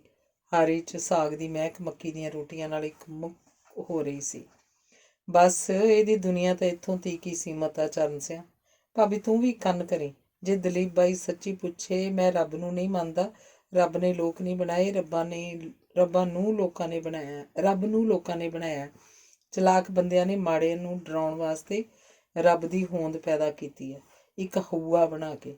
ਚਲਾਕ ਲੋਕਾਂ ਨੇ ਮਨੁੱਖ ਧਰਮ 'ਚ ਵੰਡਿਆ।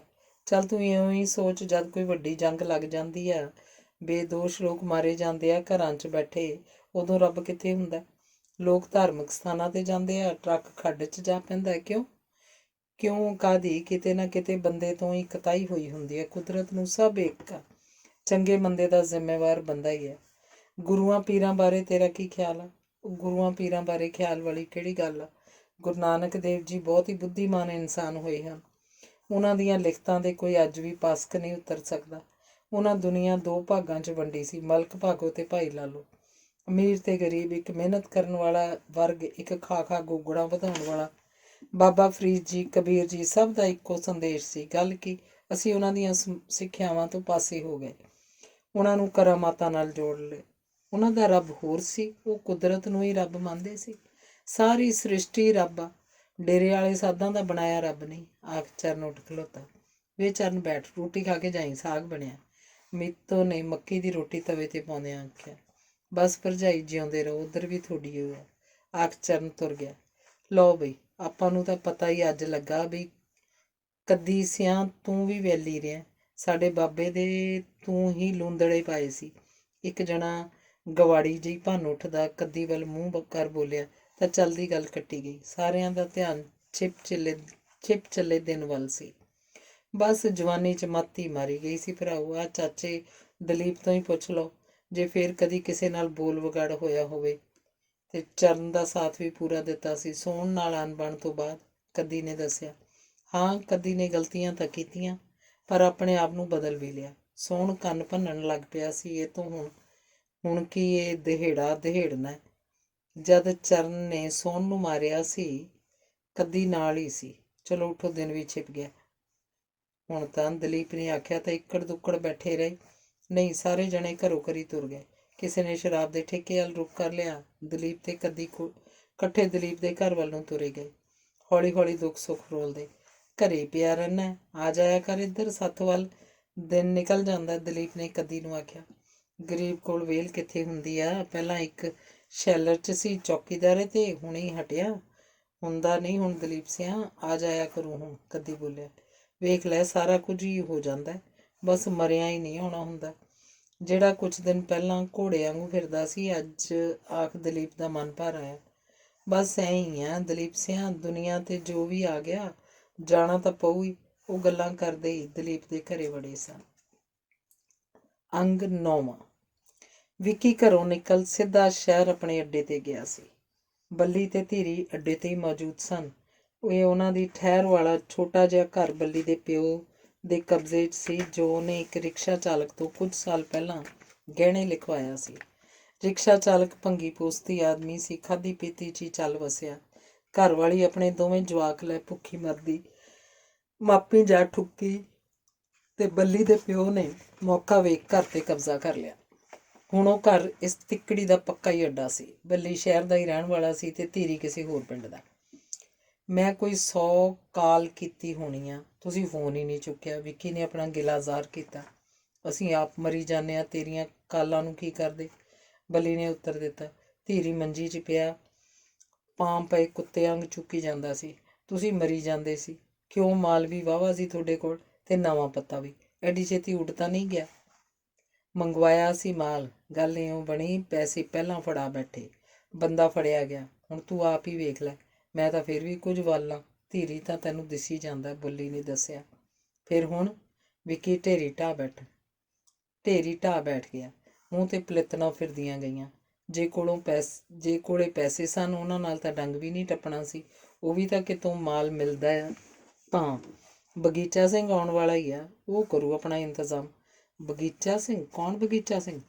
ਉਹ ਬਗੀਚਾ ਥਾਣੇਦਾਰ, ਹੋਰ ਕੌਣ ਹੈ? ਬੱਲੀ ਨੇ ਆਖਿਆ। ਹੈਂ? ਵਿੱਕੀ ਨੂੰ ਹੈਰਾਨਗੀ ਹੋਈ ਸੀ।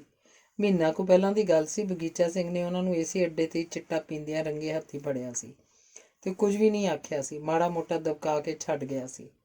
ਉਹਨਾਂ ਨੂੰ ਹੈਰਾਨਗੀ ਹੋਈ ਸੀ ਕਿ ਉਹ ਛੱਡ ਗਿਆ ਸੀ ਤਾਂ ਕਿਉਂ ਛੱਡ ਗਿਆ ਸੀ। ਰਾਤ ਇੱਥੇ ਉਹ ਆਇਆ ਸੀ। ਉਹਦੇ ਹੱਥ 'ਚ ਇੱਕ ਅਖਬਾਰ ਸੀ ਜਿਸ 'ਤੇ ਮੰਡੀ ਕੀਤੇ ਆਪਣੇ ਵਕਊਏ ਦੀ ਖਬਰ ਛਪੀ ਸੀ।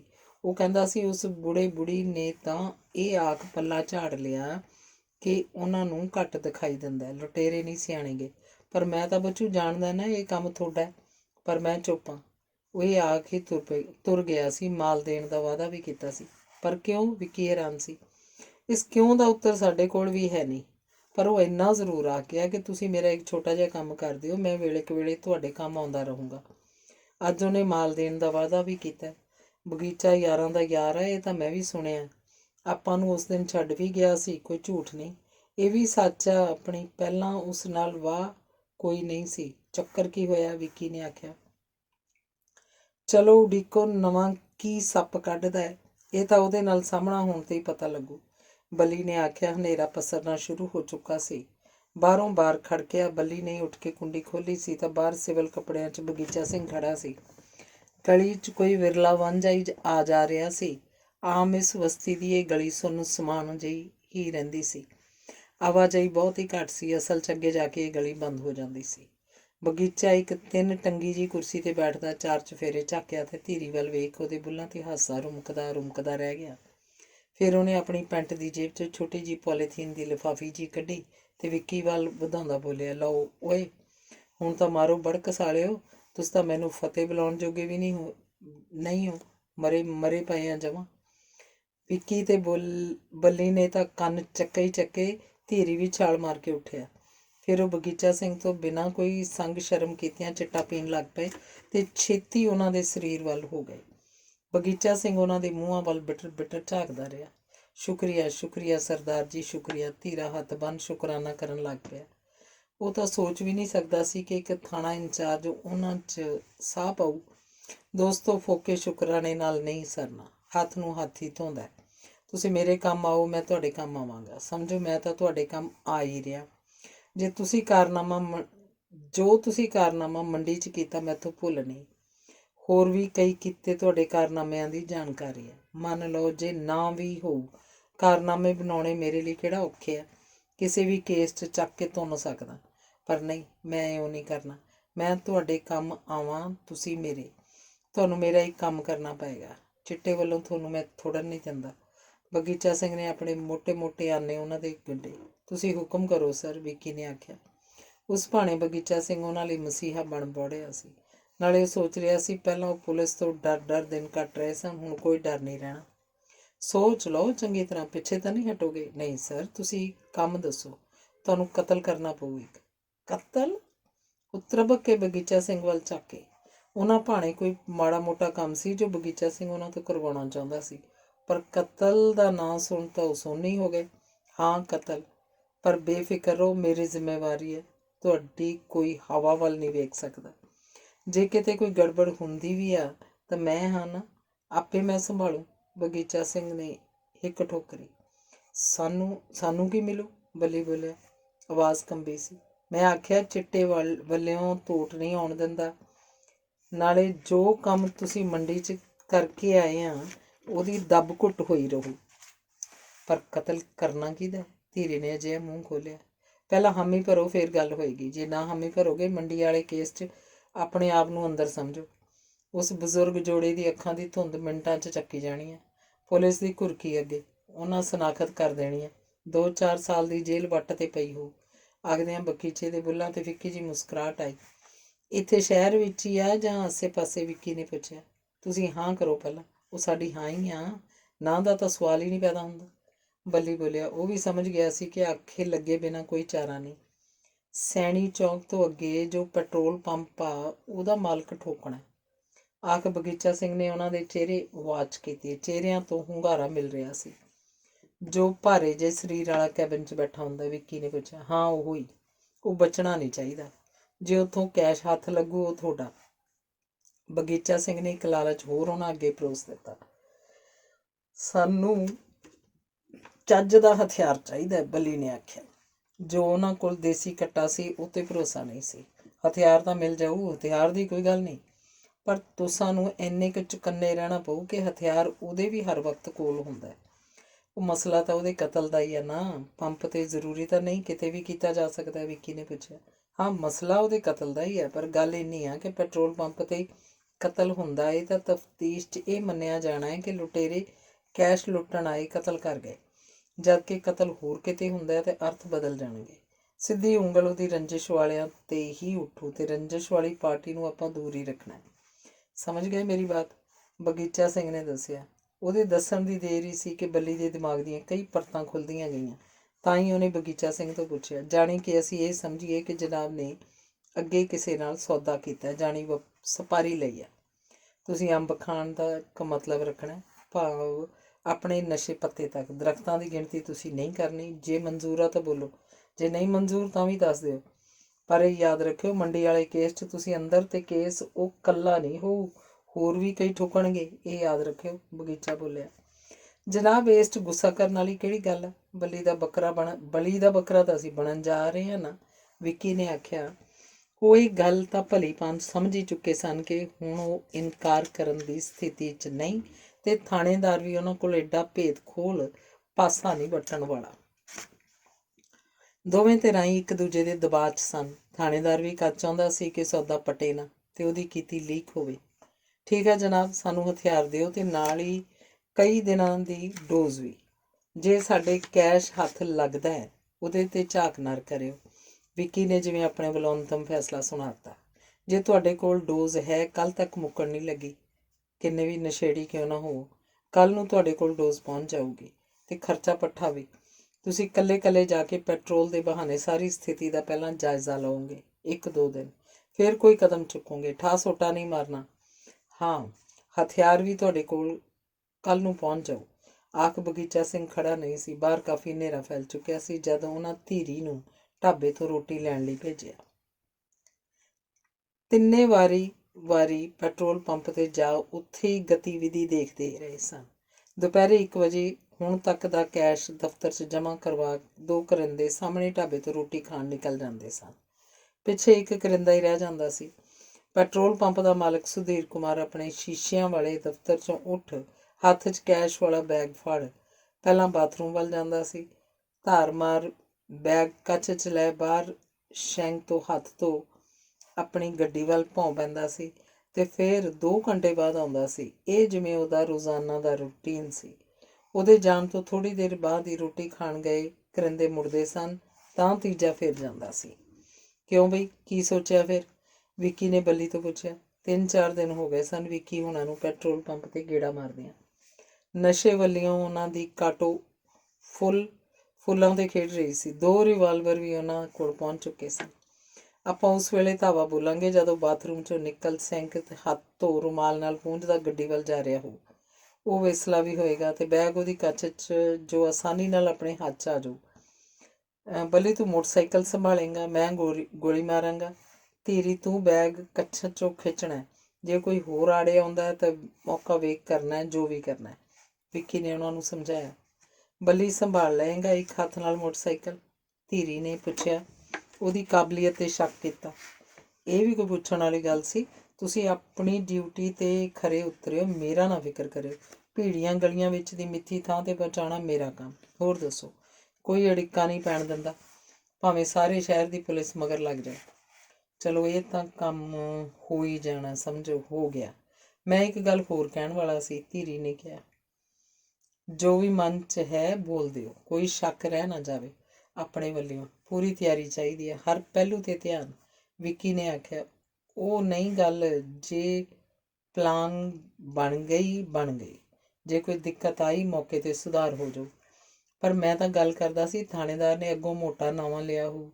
ਜੇ ਉਹਨੇ ਇਕੱਲੇ ਨਹੀਂ ਹਜ਼ਮ ਕਰ ਜਾਣਾ, ਸਾਡੇ ਪੱਲੇ ਕੀ ਆਊ? ਛੁਣ ਘਰੇ ਬੈਠੇ ਨੇ, ਐਡੀ ਵੱਡੀ ਮਾਰ ਲੈਣੀ ਆ ਉਹਨੇ। ਧੀਰੀ ਆਖ ਉਹਨਾਂ ਵੱਲ ਝਾਕਿਆ। ਉਹਨੇ ਨਹੀਂ, ਇਹ ਮਾਰ ਨਹੀਂ ਬੱਲਿਆ, ਉਹਦੀ ਥਾਣੇਦਾਰੀ ਵਾਲੀ ਫੀਤੀ ਤੇ ਮਾਰਨੀ ਹੈ। ਉਹਦੀ ਥਾਣੇਦਾਰੀ ਵਾਲੀ ਫੀਤੀ ਨੇ ਮਾਰਨੀ ਹੈ। ਜਿੰਨੀ ਨਾਤੀ ਉਹਨਾਂ ਪੁੰਨ ਵਾਲੀ ਗੱਲ 'ਤੇ ਅਮਲ ਕਰੋ। ਆਪਾਂ ਨੂੰ ਇੱਥੇ ਬੈਠੇ ਬਿਠਾਏ ਕਿੰਨੇ ਦਿਨਾਂ ਤੋਂ ਮਾਲ ਮਿਲੀ ਜਾਂਦਾ, ਲਾਇਆ ਹਿਸਾਬ ਤੁਸੀਂ? ਇੰਨੇ ਦਿਨ ਤਾਂ ਆਪਣੀ ਮੰਡੀ ਵਾਲੇ ਡਾਕੇ ਨੇ ਨਹੀਂ ਲੰਘਾਏ ਸੀ। ਥਾਣੇਦਾਰ ਨਾਲ ਆਪਣੀ ਰਿਸ਼ਤੇਦਾਰੀ ਨਹੀਂ, ਜਿਹੜਾ ਇੱਥੇ ਬੈਠੇ ਬਿਠਾਇਆਂ ਨੂੰ ਪੁੜੀਆਂ ਫੜਾ ਜਾਂਦਾ। ਨਾਲੇ ਉਹ ਵੀ ਗੱਲ ਯਾਦ ਰੱਖਿਓ, ਆਪਣੀ ਮੰਡੀ ਵਾਲੀ ਕਾਰਗੁਜ਼ਾਰੀ ਤੇ ਹੋਰ ਪਤਾ ਨਹੀਂ ਕਿੰਨੀਆਂ ਉਹਨੇ ਉਹਦੇ ਸੀਨੇ 'ਚ ਦਫਨ ਇਸੇ ਕਰਕੇ ਯਾਰ ਨਹੀਂ ਤਾਂ ਉਹ ਆਪਣਾ ਫੁੱਫੜ ਨਹੀਂ ਲੱਗਦਾ। ਤੁਸੀਂ ਹੁਣ ਜ਼ਿਆਦਾ ਪੁੰਨ ਛਾਣ 'ਚ ਨਾ ਪਾਓ।